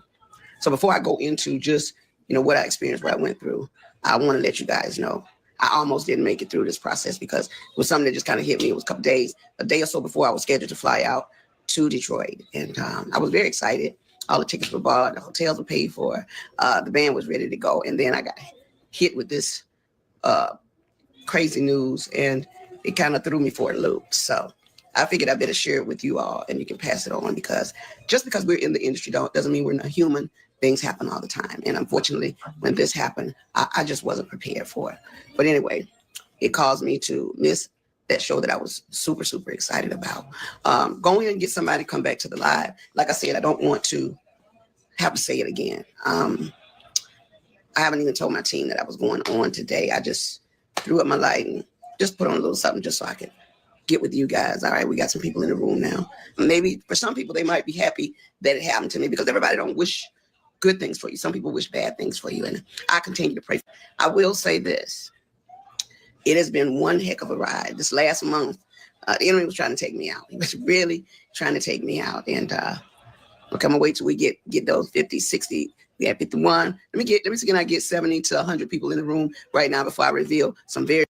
Hey, y'all know, check that one. She said the enemy has been trying to take me out. And she said she didn't make it to the show because something was revealed to her or something happened to her. So note check those two. Put those note checks in your, you know what I mean? Do mind notes with that. You know what I mean? She's leading up to something. I ain't even seen this. Let's go, y'all. Fair use. And rest in peace to the queen, Angie Stone. Let's go. Very, very interesting information. And it is like a double-edged sword, because I'm going to tell you one thing, and then I'm going to get to the worst thing that could possibly happen to any artist after 45 to 50 years in the business. The worst thing that could happen. It has, of course, happened to me, and I'm constantly in prayer for God to forgive the people that have wished me ill will or, done anything to remotely get in the way of the gift of sharing with my fans. Oh, by the way, the Christmas song, All I'm Missing, is #1 in several countries. We put it out on the 15th of November, on the 14th of November. The devil tried to stop that. It was snatched down. Then it was put back up. He tried to, of course, blame it on me, but it wasn't my fault. However, the song prevailed after everybody bailed. The song went all the way to #1 and is steadily climbing the chart. I'm trying to keep from crying because the devil was very, very, very particular in targeting me. But anyway, I was rushed to the hospital because I wasn't breathing so well. Came to find out I had what was a bacterial blood infection that I had gotten when they stuck me with the needle. It had went into my bloodstream and caused a staph infection of the blood. Now, I didn't have a clue that there was a blood infection until they rushed me into ICU. I went into ICU and I went to use the restroom and I passed out in the restroom. My oxygen went all the way down. It rendered me basically unconscious. When I came back to, the nurses began to tell me that I was screaming for Jesus, because when I went down, I'm sorry, I didn't know that, I didn't know what was happening. All I know is it was all of a sudden. And I began to praise God and call on his name, because I knew biblically that if I was transitioning, I needed to be calling on Jesus. And I needed to be calling him by his name. So I began to scream his name. When they brought me to us, when they told me I was lucky to be alive because I was on the floor. And sorry. Amen, man. Praise God, man. She screamed out to Jesus, man, when she felt it coming on, man. God is good, man. Oh my Lord. I ain't gonna say nothing to get the channel, taken away. You know what I mean? They already gave me strikes and all that, but take her story, y'all fill in the blanks. You know what I mean? I'm not gonna say, how, hey, y'all fill in the blanks, man. I'm trying to keep this channel, but she telling y'all some shit. Y'all can fill in the blanks, y'all, but God damn. Lord have mercy. Thank God, man. Thank God she came out of that, man. Lord, man. Oh, thank you, Jesus. Let's go, y'all. Fair use. I knew it was an attack. I knew it was a spiritual attack on me. However, I was treated and God healed me. He cleared up. After 2 weeks, solid, they cleared up the blood infection. I'm just here to let you know. The only reason I hadn't been on my live and just getting with y'all on this because I had to get postured with God one-on-one. Sometimes God will make you stand still. When you're doing the most you can for everyone, he will stand you still so that your complete focus can be on him. God he knew that I was about to come into some things. And as I began to come back to myself completely, I remembered everything that I was working on. I remember the people that were in my immediate circle that were supposed to be there to help me. By the time it was all said and done, the Christmas song had been snatched down. For what reason? I wasn't in a position to really fight that. I had to fight to live. So I couldn't worry about that because I knew that it would take care of itself, but not without the devil trying to blame me for the mishap. Lo and behold, I won't call any names, but people quit on me because they thought it was me.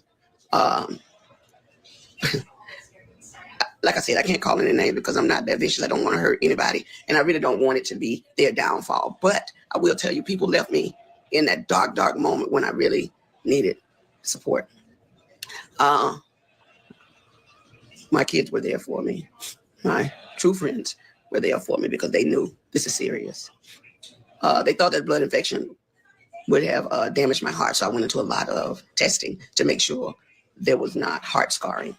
Lo and behold, all of that came out fine. I was not scarred by the heart, thank God. Amen. But the staph infection was supposed to scar the heart and the lungs, and they cleared up, thank God. Amen. So I just wanted to be transparent with you all because I don't always have it all the way together. But I'm a hard worker. I play hardball, but I love twice as hard. And because I do love my fans, and especially shout out to Somebody said she needed a man. She had a baby by D'Angelo. That's her baby daddy, D'Angelo.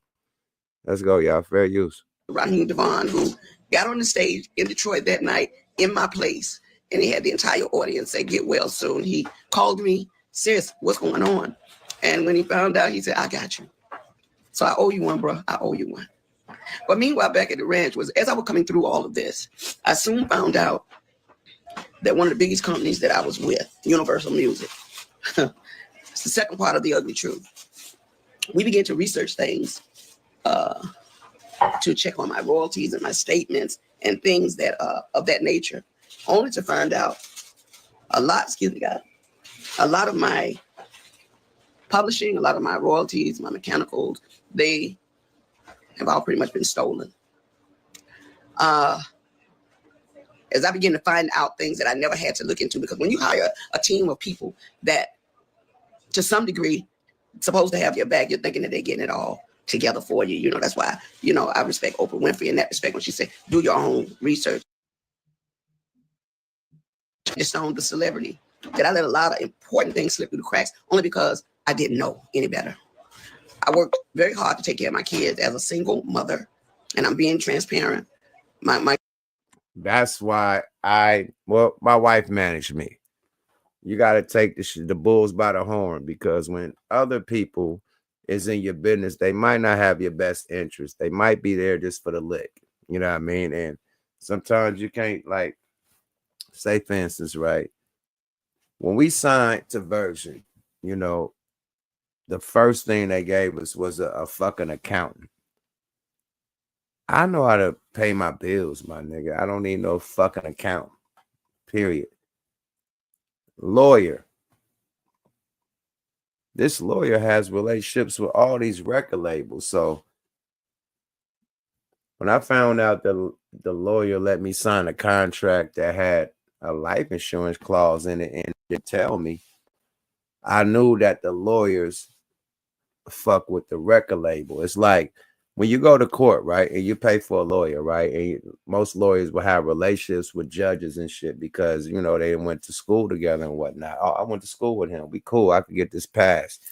The same type of shit in the industry. A lot of these lawyers been hired by the industry.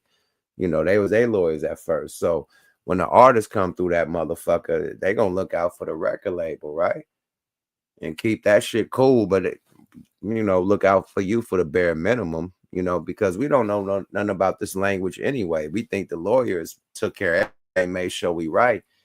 And then you'll find out on some Kanye shit that you done signed the motherfucking deal, but you know, for X amount of years for your publishing, like, you know what I mean, a lifetime deal or whatever the fuck Kanye signed that he complaining about. You know what I mean? That type of shit. But your lawyer is supposed to be there for you not to sign no shit like that. You did? So they be in cahoots with these record labels. That's what I figured out. So you gotta grab the bull by the horns and yeah, do the shit yourself. Period. Right? You know, or get a lawyer that's really down for y'all. But I'm talking about management, everything. Manager be saying, you know, the show is for this amount, and they getting like 2 times the amount, pocket that, you know, just give you what you pull up to the show and grab. All types of, you know, slick shit, man. So yeah, it's best to take the bulls by the horn and really learn this shit. Yeah, and you gotta learn this shit on the fly. You know, most artists, we just happy to have a deal, happy to get out. We don't know about publishing. We don't know about points. We don't know about mechanicals, royalties. We don't know about none of that shit. We just happy to be signed and our motherfucking shit is coming out. We got to advance. We able to get out the motherfucking neighborhood. You know, but in that paperwork, nigga, they control all the aspects of your shit. They getting all the most money. You know, points is pennies, man. Motherfuckers getting deals with 12 points, 15 points. If you're a great artist, 20 points if you're the best artist. That's 20 pennies off $1, my nigga. And the record label is getting $7, $8 per copy off the hard sales. You're getting pennies, my nigga. Nobody know. Nobody knew. Like, yo, even the penny game, even the royalty game, that nobody even knew that. Like, niggas just happy to be signed. And your lawyer's supposed to, or your manager's supposed to break all that shit down. Thank God, our manager broke it down. As soon as we got signed, like our manager, you know, AJ, man, big salute to AJ, man, across. You know, he made some of the biggest deals in the Bay Area with Bay Area artists, man, on some of the biggest record labels. But as our manager, man, he told us from the rip, man, get your publisher company. That's how you get paid. You know, got us our publisher company, all that shit, man. So, you know, a lot of artists, you know, to get signed don't even get their publisher company. And that's when people could take your publishing. So that's probably what she's going through right now. Let's go, y'all. Fair use. My kids' fathers just were not doing what they're supposed to do. So I had to step up and go in and do everything that I needed to do for my family, which is why I worked so hard, which is why I traveled so much, which is why I did shows, because at the end of the day, after 40-something years in the business, I'm like, well, why? Where are my royalties going? Because I'm not getting this. Come to find out, Universal Music has been receiving all my royalties, all my mechanicals. They've taken pretty much everything. They've stolen, I won't say stolen, but they have taken all the monies that were due to me. They have basically absorbed in that company. And even though there's several class action lawsuits, people that were working on my behalf never even registered the songs. All the songs that I've done, I'm only coming to find out they were not properly registered by the companies that I signed over to. People that were supposed to do their due diligence. So I'm truly a walking testimony that God has carried me all this time, because if you only knew how much money they have taken from me, how much they have stolen from me, money that I'm supposed to be, I should have been able to retire 20 years ago with the money I've made supposedly. But there are key people that have been driving the ships. And what they've been doing is improperly representing me, improperly stealing from me, taking things in their own hand, changing and switching lanes because they knew I didn't know that part. See, I'm not an attorney. I don't know everything. What I learned how to do was go out, work hard, get paid, come home, pay my bills, take care of my family. That part. The legal side, when you hire attorneys and managers and agents, they're supposed to make sure the gray area over there that they're in the driver's seat for, they're supposed to make sure you're taken care of. And even though they were taking. You see that? The managers, the lawyers supposed to look out for you, right? And the record label. What did I just explain before she said that? You got to take the bulls by the horn. I done got fucked by management, all types of not, I ain't going to say AJ, but other management, all types of other managements and shit. I ain't going to say that, but it made me learn the game. I could book these shows just like y'all, man. The contact is on the website. If they want to book a show, they could contact us directly. We don't need no middleman no more. Period. We are the management company. We are the company too. We are the artists too. Period. And we got a dope ass lawyer team. Period. That ain't with no bullshit. So that's what you gotta do, man. Like my lawyer was the lawyer that got Chingy off of DTP with Ludacris. He got me off of Rap a Lot. So known for getting artists off them record labels when there's loopholes in the contract, that the lawyer was supposed to, put you up on game, but he didn't. So it took another lawyer, that wasn't, in cahoots with the record label to point that out. You dig? So let's go, y'all. Fair use. Rest in peace to Angie Stone. This is fucking crazy. Like for her to be a legendary artist and to go through this shit. You hear about this shit with new artists. Not nobody on her stature, on her level. This is an iconic artist going through shit that new artists go through. She didn't say publishing. You can't take nobody publishing. But royalties and mechanicals, that's a whole nother lane. Let's go. And streaming, that's a whole nother lane. Let's go, y'all. Fair use. Care of themselves. They thought very little of take care of me. And I know because I've seen it with my own eyes. So I'm just here to let you know, one way or the other, Universal Music, you're going to have to give up my coins. And so what I'm doing now is whatever is necessary to make sure they pay me for the legacy of my life, for my children and my grandchildren. They're going to have to give me my money. I mean, when you sit back and think Bruno Mars, Dr. Dre, when you think about all these people that have sampled music, if they're filthy rich on it, what's our problem? Or my problem? Oh, yeah. So you got to get a diesel crew, and I call them a diesel crew, to go in and rectify the issue, because evidently all the time that I've been working through things, they didn't. Oh, tell them on my live, please. Okay. Give me your phone. I'm sorry. So just to be clear, I can't say it over live. Give me your phone. I just want everybody, come on, Johnny, I got them on the line. My granddaughter trying to help me, and she's slow as Christmas. Your thing went off. Anyway, go get from Shayna. Yeah. So with that being said, shout out to Van Silk. I know you didn't know this was coming, but I had to be transparent. I would try to take as many questions as I can. Let me see. The music industry is horrible. When they tell you that, it's not a straight line. I've been one to kind of play fair. I stay out of harm's way.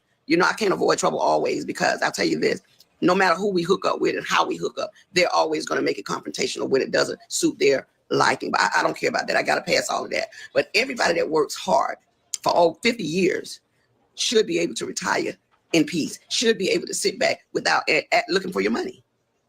So I got a team of people, a diesel crew, that's really trying to help me navigate things. And if I never get it, at least you heard it from me, because I don't know what they might do to keep from paying me all the money they owe me. Okay? All the money they owe me. It's ridiculous that someone has played with my life and my career for this long, for their own benefit. I mean, have you no conscience? There's a special place in hell, just like my girl Selena said, for people like that. There's a brick wall waiting out there for hard heads. And I promise you, God said, touch not my anointed and do my prophet no harm. So even in this hour, I'm going to pray for you. because I know that God said that he will fight my battles if I would just endure to the end. So I'm definitely going to get that. And I don't want nobody to be upset with me. I don't care what they think about me. I just want people to know that when you get in this industry, there are so many twists and turns. And even though you have the Almighty God with you, they still gonna try you. Because just because I believe in God don't mean they believe in God. They don't believe in God. So they think I'm a fool and a bunch of other people because we love hard, we give hard, we go, but it don't mean we stupid. Okay. Well, on that note, look, guys, I'm gonna take a break. I just wanted to share with you guys. If you got any questions, let me see. Are you open to working with new producer? Absolutely. I got a project I'm working on right now.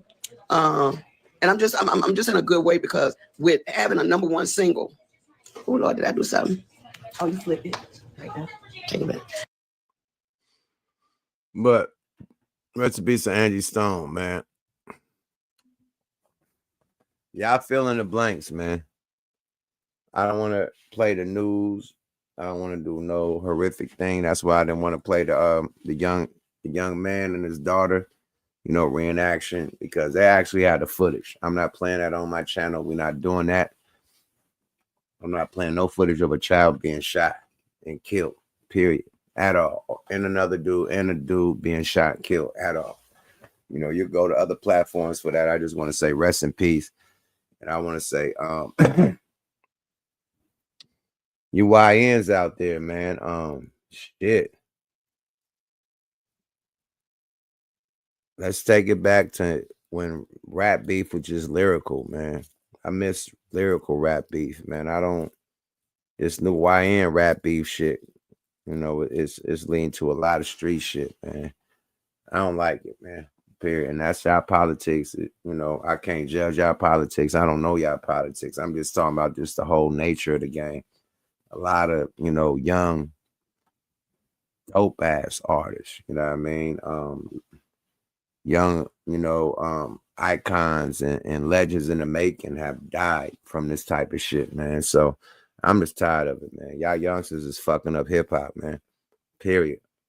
Y'all fucking up y'all legends, y'all future legends. Y'all fucking it all up, man. Period. I don't agree with it. I don't like it. And rest in peace, to the what's brother name, man? No disrespect, man. But rest in peace to him and his daughter. Rest in peace to Angie Stone. Y'all fill in the blanks on that. Like she said a lot of stuff. Y'all fill in the blanks. I don't not want to get the channel taken. Because if I start saying my 10 hat shit, that's what got the strikes the last time, all that 10 hat shit. So I'm going to say the 10 hat shit for Joe Rogan. He could talk that shit and get away with it. I can't. You did? Straight up. Let's get to some more content. I want to invite some people too, man. Let me give a couple, because we going through this shit. Let me invite a couple people, see if y'all still in the building. Invite a couple people to see what's up with the content. Get y'all in the building. Appreciate everybody in the chat. The chat turning the fuck up. Appreciate y'all. Got my mods doing their job. Got everybody in this motherfucker. Rest in peace to Angie Stone, man. Like, damn, she had a near life. I mean, a near-death experience and came out of it to witness death again. That message need to be heard, man. That last live need to be heard. Sometimes, people don't want to hear, but she said the industry could be crazy, could be treacherous, But wow. But let's continue, man. This is getting sad, man. Real sad, man. Let's see. That feels like rivalry. Okay.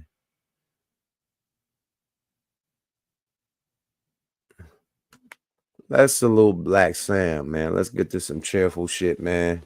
They said YG and everybody pulled up to Black Sam grand opening of Marathon Burgers on Melrose, man. Let's check this out. This is All Urban Central. Damn, I gotta subscribe to them, man. I'm tripping. Fair use, y'all. Let me get this UAP together. You see YG back there doing his 1-2, man. Black Sam back there doing his 1-2, man. This is a big event, man. This is huge, man. And it's keeping Nipsey name alive, the whole marathon brand alive, man. TMC, the marathon continues, man. Black Sam, do your motherfucking stuff. Let's go, y'all. Fair use. I just got done cooking some fries. Make sure y'all pull up. Melrose, you already know what it is. TMC, so.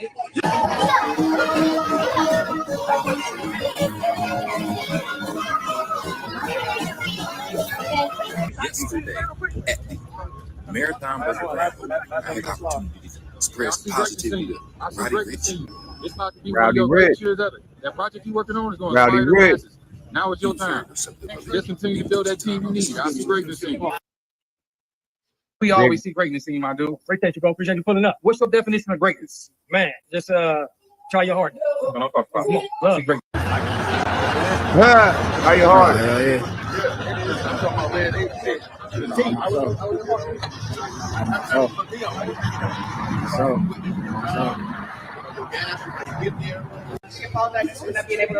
God damn.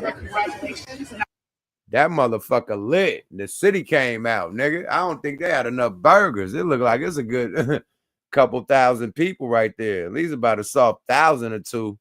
God damn. Let's go. And it says, City of Los Angeles proudly presents this certificate to Marathon Burger in recognition of this official grand opening and its contribution to the entrepreneurial. I extend my warmest congratulations to Black Sam and the entire marathon team on this monumental achievement. The marathon brand has long stood as a symbol of endurance, vision, and commitment, principles that align deeply with the BBA's vision to uplift and sustain Black businesses. It is inspiring to see Black Sam continue to dream, continue the dream that he and his brother, the late, great Nipsey Hussle, envisioned to build something lasting, something meaningful, and something that gives back to the community. In 2021, we had the privilege to posthumously honor Nipsey Hussle at our Salute to Black Music Business Behind the Music Awards, and recognizing not only his artistry, but his profound impact as a businessman and leader. His legacy lives on, not just in music, but in the very spirit of entrepreneurship we see here today with Marathon Burger. Thank you so much for being a member of the Black Business Association and for understanding the power of solidarity. Supporting Black enterprise is not just about individual success. It's about strengthening our entire Black business ecosystem. And today, you remind us all that when we invest in our own, we build something that lasts for generations. So to mark this special occasion, we honor to present with the BBA certificate of membership. We hope you display it with pride as a testament of our shared commitment to Black economic empowerment. Again, congratulations. The marathon continues. Look at that, man. It's 1,000, man. It gotta be at least a soft 1,000 people out there. Hey, that shit lit, man. Salute to Black Sam and the whole motherfucking All Money In crew, man. They did this, man. He got a little documentary of how shit came together too. I'm gonna play a little bit of that too after this, man. Let's go, man. Salute to Black Sam. Salute to Nipsey Hussle, man. Man, Black Sam still putting on for you, Nip, man. Rest in peace to Nip. Let's go, y'all. Fair use. The marathon continues, my nigga. Let's go. Yada da.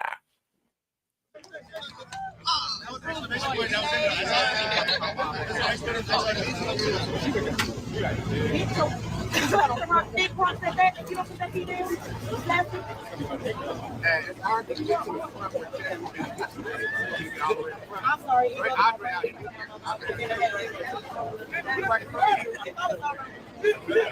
Ladies and gentlemen, Los Angeles' own Power 106, 92.3. Big boy!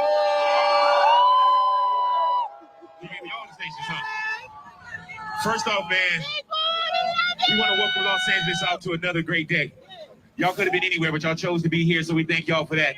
I was talking with Sam. I said, Sam, man, when you guys do your thing and you do the right thing, we always show up. We don't show out. And I love this, man. When you get a moment to just look at the legacy, when you get a moment to just check out this friendship, this kinship, this brotherhood. If you look around this crowd, man, we got them 8 to 80 in every shade out here, man, because that's the way that Nip get down. So we want to take this time to once again thank our brother. We want to take this time once again to understand that when we say the marathon continues, it's not just a phrase, it's for real, for real. So with that being said, when we talk about LA's burgers, this is it. When we talk about something delicious, goddamn, this is it.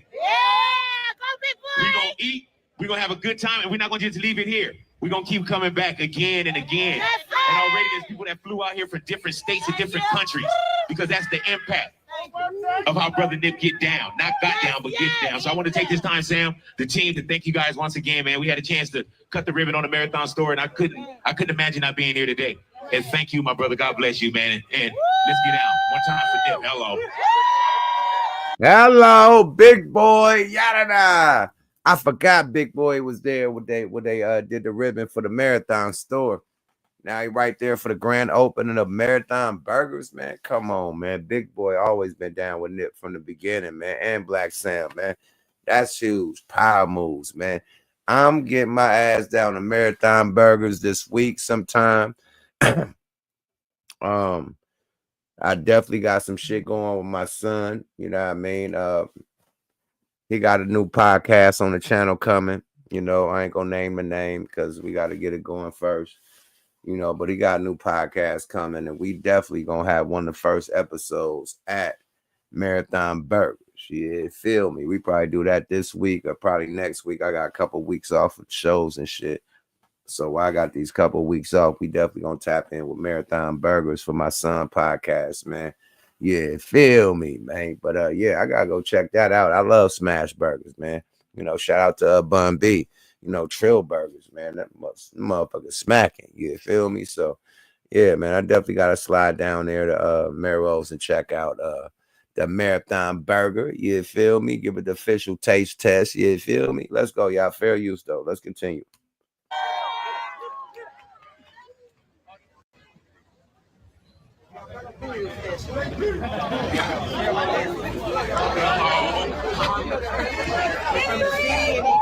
Can everybody step back?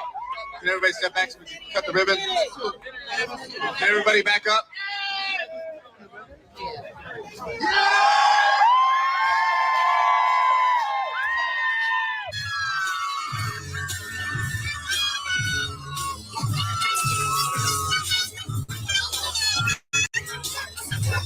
Hell yeah, they cut the ribbon, all the shit. Okay. Okay. They showed a little ooh-op that went down some shit went down too at the end.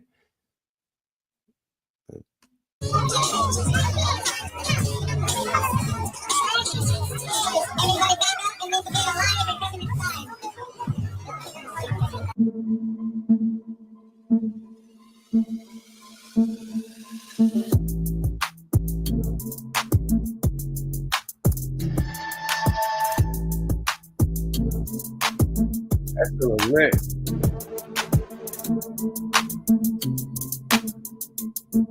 Nigga, the whole city came out for that, nigga. The whole city came out, nigga. Bro, I would have been there. I was out of town. I would have been there.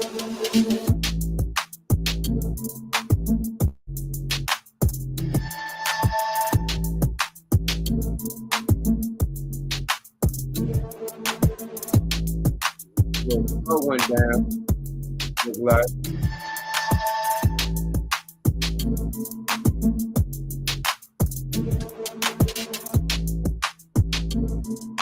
Politics. LA politics.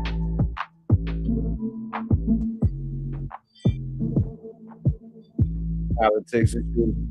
How that go? Politics as usual. You dig? But great grand opening, man. Big salute to Black Sam. Big salute to Nip. Keeping the shit lit, man. Marathon Burgers. I can't wait to slide up. No Frank Ocean, no Diddy Bop. I'm definitely pulling up. How y'all feeling tonight, man? No, I got y'all up on a late night shit. Shout out to the East Coast, the Midwest, down south, nigga, overseas, West Coast, everybody is fucking with it. You feel me? And in between, you feel me? Straight up, man. We rocking out, man. I'm glad to be back, man. I miss y'all. Hope y'all miss me, man. We can get into this content with no motherfucking more nonsense. You feel me? Who can keep this shit going for hours and hours with no extra power? We got this shit going down, Charlie Brown. You feel me? Let's get to this. What we doing? Do I want to do the marathon? Let's continue with the marathon thing. Oh, I want to go back to Tank. I got so much shit on Tank, but let's go back to the marathon thing. Where is the motherfucking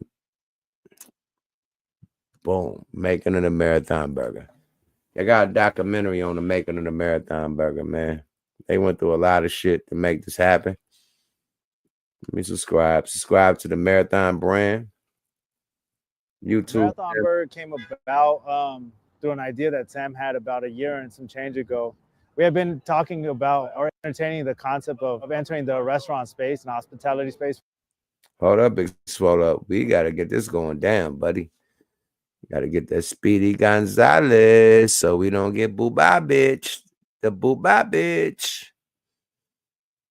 Boom. Let's go, y'all. Fair Quite some time. We didn't know specifically what the entry point for that specifically would be. The initial thing that sparked the thought was us being a fan of smash burgers. Man, we've been eating burgers for a year straight, every day, just testing different burgers. And you know, we've always had the idea to create a restaurant, a burger spot. Sam just wanted to try the new Smash Burger Crave. He tried one place, and he wanted us to try that place, and we go to another place, and then it just turned into us eating lunch every day is going to a burger spot. Just instinctively, we like, oh man, what if we did a marathon burger? How could we make ours even better than our favorite burgers? Then all the flashbacks of me cooking since I was a little kid, working at a restaurant, my brother cooking with me, just came, and it was just like a no-brainer. It hit me hard, like same type of shit where I get goosebumps where it's like marathon burger. All right, once the thought is in my head, we got to do it, and just rally the troops, rally the team. And so lo and behold, it comes to we meet over at our office, and he tells the team, hey, we're going to do a burger spot. And I don't think there was any level of reluctancy from the team on a burger spot, because I think anytime, you know, we set some type of idea into action, things, you know, come to fruition one way or another, you know. So the first piece, I think, to this project was, let's at the very least, let's create our logo, right? Ever since, you know, Marathon Music Project in 2010, Nipsey had a very specific vision, right? That everything would fall under the umbrella of the Marathon brand, right? With this box logo we created for the mixtape. Marathon Burger just sounded right, man. Fair use, fair use, fair use, fair use, man. They're giving you the blueprint of this shit, man. I starting off, man. Recipes to Nip, man. Let's give the whole background of how they made this thing going, man. Go to the Marathon brand on YouTube, man. This is where this at, man. We're gonna play a little bit of this, man, just to let you know how they got this shit going, man. Hey, shit. You guys see how difficult shit be to handle. They had some difficulties to even do this shit, man, but they made it happen, man. Let's go, y'all. Fair use. You know, it was always a vision of Hustles to make Marathon be a lifestyle brand. So it was a no-brainer. Like we need that red box logo up. First thing we do after any idea comes about is we always make sure we got all our I's and cross all our T's, and that's all the trademarks that we need to put in place. And then so in weeks and months, packaging designs were created as to what the go back could look like, our clamshell box could look like for the burgers, our fry holder, storefront could look like, a bunch of different things, you know, were already ideated. Now, as luck would have it, I guess you could call it some type of divine intervention. A burger location on Crenshaw and Slauson, you know, that we had partnered with and we still have great relationships with. The owner of that specific burger spot ended up going rogue on the franchise, which we're still in good standing with. Now, they take EBT and cash. They wanted $19 for the burger we caught. Now, looking inside this motherfucker, based on the footage he gathered, it looked a little rushed. I don't know if it's still Fat Burger, if it's Tam's, or what's going on, but it looked a little rushed. You hear me? This is the Marathon Burger. You see what's going on. You see the menu. It's $2 for all add-ons. I feel like we should have had more pictures over here on this wall to the right here. You feel me? This right here make me just feel like it's a bit rushed. I know Nipsey was about quality. He took his time with his product. You feel me? I just feel like this should have took him. Just a knockoff. Remember, right next to the Marathon clothing store was the Fat Burger store. Remember, they said that Nip and them had a partnership or owned that, you know, piece of that Fat Burger. So they had a piece of that Fat Burger. So the Fat Burger closed down and made it Marathon Burger without permission from Nipsey, you know, after Nipsey passed away, but without permission from the family, Black Sam, the company, or nothing. They just made Marathon Burgers, turned the Fat Burger to Marathon Burger. They got pictures of Nip in the shit and all that shit because, you know, at the end of the day, they got a partnership. You know, they still make money off that franchise right there. But they decided to change to something that nobody agreed to without permission. Let's go, y'all. Fair use. a little bit more time with this right here. And here goes the burger though. This burger look like a McDouble. I'm gonna let you go ahead and pull up and rate this John right here. What y'all giving the Marathon burger? Crenshaw and Slauson, pull up. Our neighbors had turned the Fat Burger into Marathon Premium Burger, a bootleg Marathon Burger. It was very important for us, to intervene and interject, because this Marathon Burger concept was definitely something that we had already taken serious strides towards, creating and manifesting and making it a reality. We had already had our trademarks and everything in motion, but I think my first phone call was JP. Next move, Sam gives me a call. He's like, bro, we got to throw up a graphic that says Marathon Burger coming soon. To be honest, was a bit nerve-wracking to me because we didn't have a location. All we had was a logo and some packaging. We had yet to really tackle the monster of developing recipes. So that was the first step, man. And, in JP fashion, man, he stopped everything and got it done in probably like 10, 15 seconds. And we posted. And from that point now, it's like, all right, the timer is on. Let's make this shit happen. So as this post goes up, it obviously reaches different people. And by the grace of God, it just happens to reach the owner of this property behind me, right? And his team. I saw the post coming soon, and this space was coming available, and I was looking for the right fit and the strongest potential concept, and just overall a great option for the city, for the world to come have a. Look how God worked. They just posted a post, and the owners of this property hit them on IG. Look how God worked, man. The property was about to be for sale. This used to be Johnny Rockets. This is prime location on Melrose. This was Johnny Rockets. I done ate here plenty of times. Milkshakes, double cheeseburger, bacon double cheeseburger, the big fries. But they had the best milkshakes ever in the game. Burgers is burgers. But they had the best burgers too, and milkshakes in the game. You feel me? You could sit there, chill, eat some food, and go back shopping on Melrose. So I always like this location, Johnny Rockets, man. Definitely, man. Root beer floats, all that shit. But yeah, now it's Marathon Burgers, my nigga. And look how God worked. Like, I think Johnny Rocket's been removed from this. It was something else after Johnny Rocket. And hey, it's Marathon Burgers right now. Let's go, y'all. Fair use. An experience here on Melrose. When we were looking for locations, we saw this location, but it was so expensive. I think they wanted like hundreds of thousands of dollars down just to get into the lease. And so we kind of just looked at it. We was like, this will be an amazing location, but next. Crazy coincidence. At the same time, Marathon Burger was looking for a location. I contacted Rod. Rod contacted Sam. And so it's pretty incredible, that our clothing store, Marathon Rooftop, is maybe 6-7 blocks east from here on Melrose. And now another opportunity, the owner of this building reaches out and says, hey, are you guys interested in, I see you guys are doing a burger spot. I might have just a place. Once Casey reached out to us and I figured out that it was the same exact location that I had already looked at, that thought at one point it was too expensive. I said, hold on, this may be a sign. Let's sit down. Let's figure out, is there any wiggle room? How can we be creative and figure out a way to come in? And I think us sitting down with Casey and talking to him and explaining, what we were trying to do, it was a blessing. He was willing to come on and partner up with us and help us get this thing together. He was all in. He told us, hey, listen, I'm going to do whatever I can do in my power to make sure you guys get the unit. Just give me a couple of days and I'll get back to you with a new proposal. After that meeting, I think we were 100% full throttle on let's develop the menu and let's hurry up. So when we do get the keys, we'll be ready. This one, everybody was unanimous, man. Let's get the professional. So JP connected us a long time ago, man, with Adrian and with Chef Eddie. They were head chefs at Catch, and they always would come through, do Marathon Rooftop dinners for the family. It's cooking at a high level, man, and always was like, if you guys ever need us, to develop a menu or open up something, man, we're here for you guys. This was perfect timing. Hold on, nigga. This nigga said the head chefs at Catch, Catch Steak, nigga. Catch Steak, nigga. If you a boss, nigga, you know what Catch Steak is. You know what I mean? If you don't know, boss niggas know about Catch Steak, because Catch Steak is in everywhere. New York, Miami, LA, the boss places where niggas go. Right? He said he has the motherfucking chefs from Catch Steak working on his recipe for his burger patty. Nigga, he's going to the high echelons of the motherfucking. How you gonna have a nigga that's a top nigga that makes steaks come and do your burger? That's taking it to a whole nother level because you want the premium meats, you want the most seasoned. Hey man, check this out, man. That's ground level shit. Now you know what's going into the product. It's not just a regular shit. It's not just a regular recipe, man. He got the big dog. You know how good Catch Steak is? Oh my Lord. Rooftop. If you know, you know. Out here in LA, they got that rooftop. Catch Steak. In Beverly Hills. with the flowers and shit when you walk through the garden and all that. Oh my Lord. Best steak on the planet, my nigga. They get down, bro. Ain't no motherfucking Root Chris, nigga. They get down, bro. All the celebrities dying there. And you got the chefs from Catch Steak making your recipe, nigga. That's next level shit. Let's go, y'all. Fair use. We called the pros in. We just went to work. We've developed a relationship for several years now. They're tried and true chefs from some of the biggest restaurants here in LA. Those two individuals are Chef Adrian and Chef Eddie. So the idea that we already have, these are going to come out to be 84 grams each, which would be roughly 3 ounces each one. So if you double up, you're going to get 6. You know, I've had the luxury of opening a lot of restaurants, but you know, not something this organic and not something this close to home. And then also the meat too. The meat got to be seasoned, and the meat got to be taste different. It can't just taste like every other burger. If we fix the meat flavor to where it's unique and special, to where a nigga could grab the meat itself and eat the meat and be like, damn, what the fuck is this? That's how that wasn't it. I think the first cooking session was important.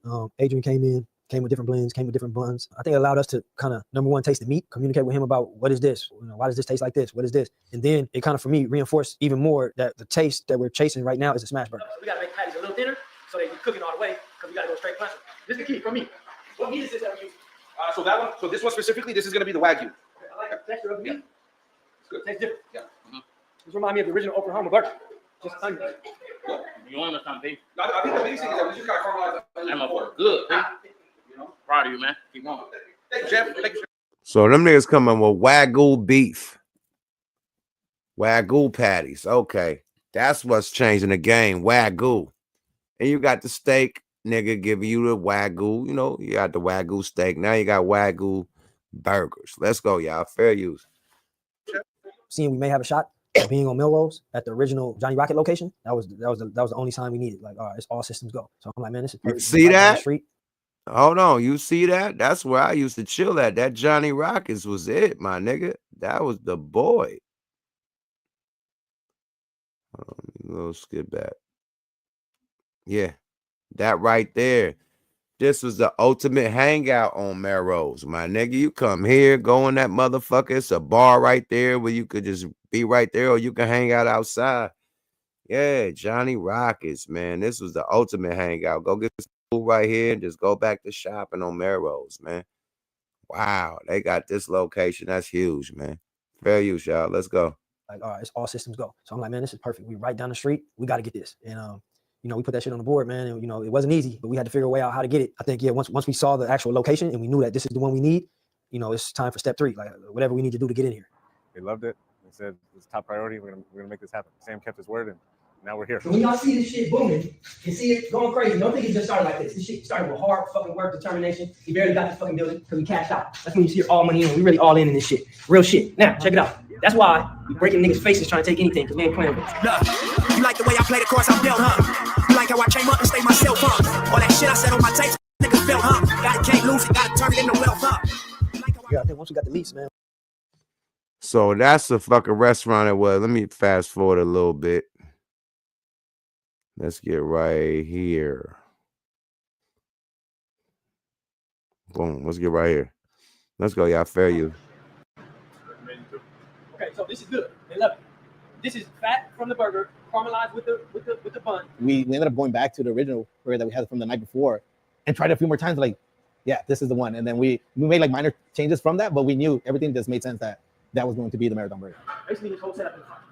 Let's check for 80 before we leave. Where's our secret sauce one? Where's our ketchup one? We pulled off magic. The night before, we were taste testing and figuring out the recipe with Chef Eddie, but we made it happen and served thousands of Krabby Patties. Hey guys, I'm at the Marathon Burger today. We're launching our Krabby Patty. When I say the taste does not disappoint, just pull up. I'm here first, man. You know what I'm talking about? Straight from the city, man. Shit fire, man. Fire, the best shit out here right now. I really enjoyed the Marathon Burgers. You're gonna get your burger with Wagyu beef, grilled onions, and of course secret sauce, peppers, and then you're gonna get your fries and drink. Make sure you guys pull up, get that exclusive Krabby Patty burger. If you haven't tried it, get over here ASAP. Off a lot of it's your boy Desto Dub. Get my Krabby Patty from the Marathon Burger. We on Melrose. Let's get it. So this is one of their pre-launches, you know what I mean, before they actually did because they did a couple pre-launches where they were just, you know, serving burgers out the window and shit. You know what I mean? Not really having the whole infrastructure built out yet. You know what I mean? So I'm end it on that, man. I got a headache this motherfucking big, man. I've been on the road all weekend, drinking, smoking. I need to lay my ass the fuck down. I got a headache big as shit. I'm gonna end this shit. I wish I could keep going, but my head is aching. I gotta eat and go to sleep. Appreciate y'all for tapping in, but I gotta give y'all some content. I ain't been tapped in for a minute, been off the radar. Yuck Mouth TV, subscribe to your guide, man. Share, like, comment, talk y'all shit. Hit smokealotrecords.com, get all that shit, man. I can't even say all the shit. My head hurt like a motherfucker. Period. I'm out this motherfucker. Yuck Mouth TV, subscribe to you guys. Salute to the mods doing their job. Salute to everybody tapping in from all around the world, little boys and girls. It ain't no me without y'all, man. Thank y'all for y'all support. Salute to the new subscribers and the mob, the gang, the nation, all the people that really subscribe to the guy and tap in. Appreciate y'all. Good night. Y'all have a blessed one. Yada da. Head hurt like a motherfucker. My bad, y'all.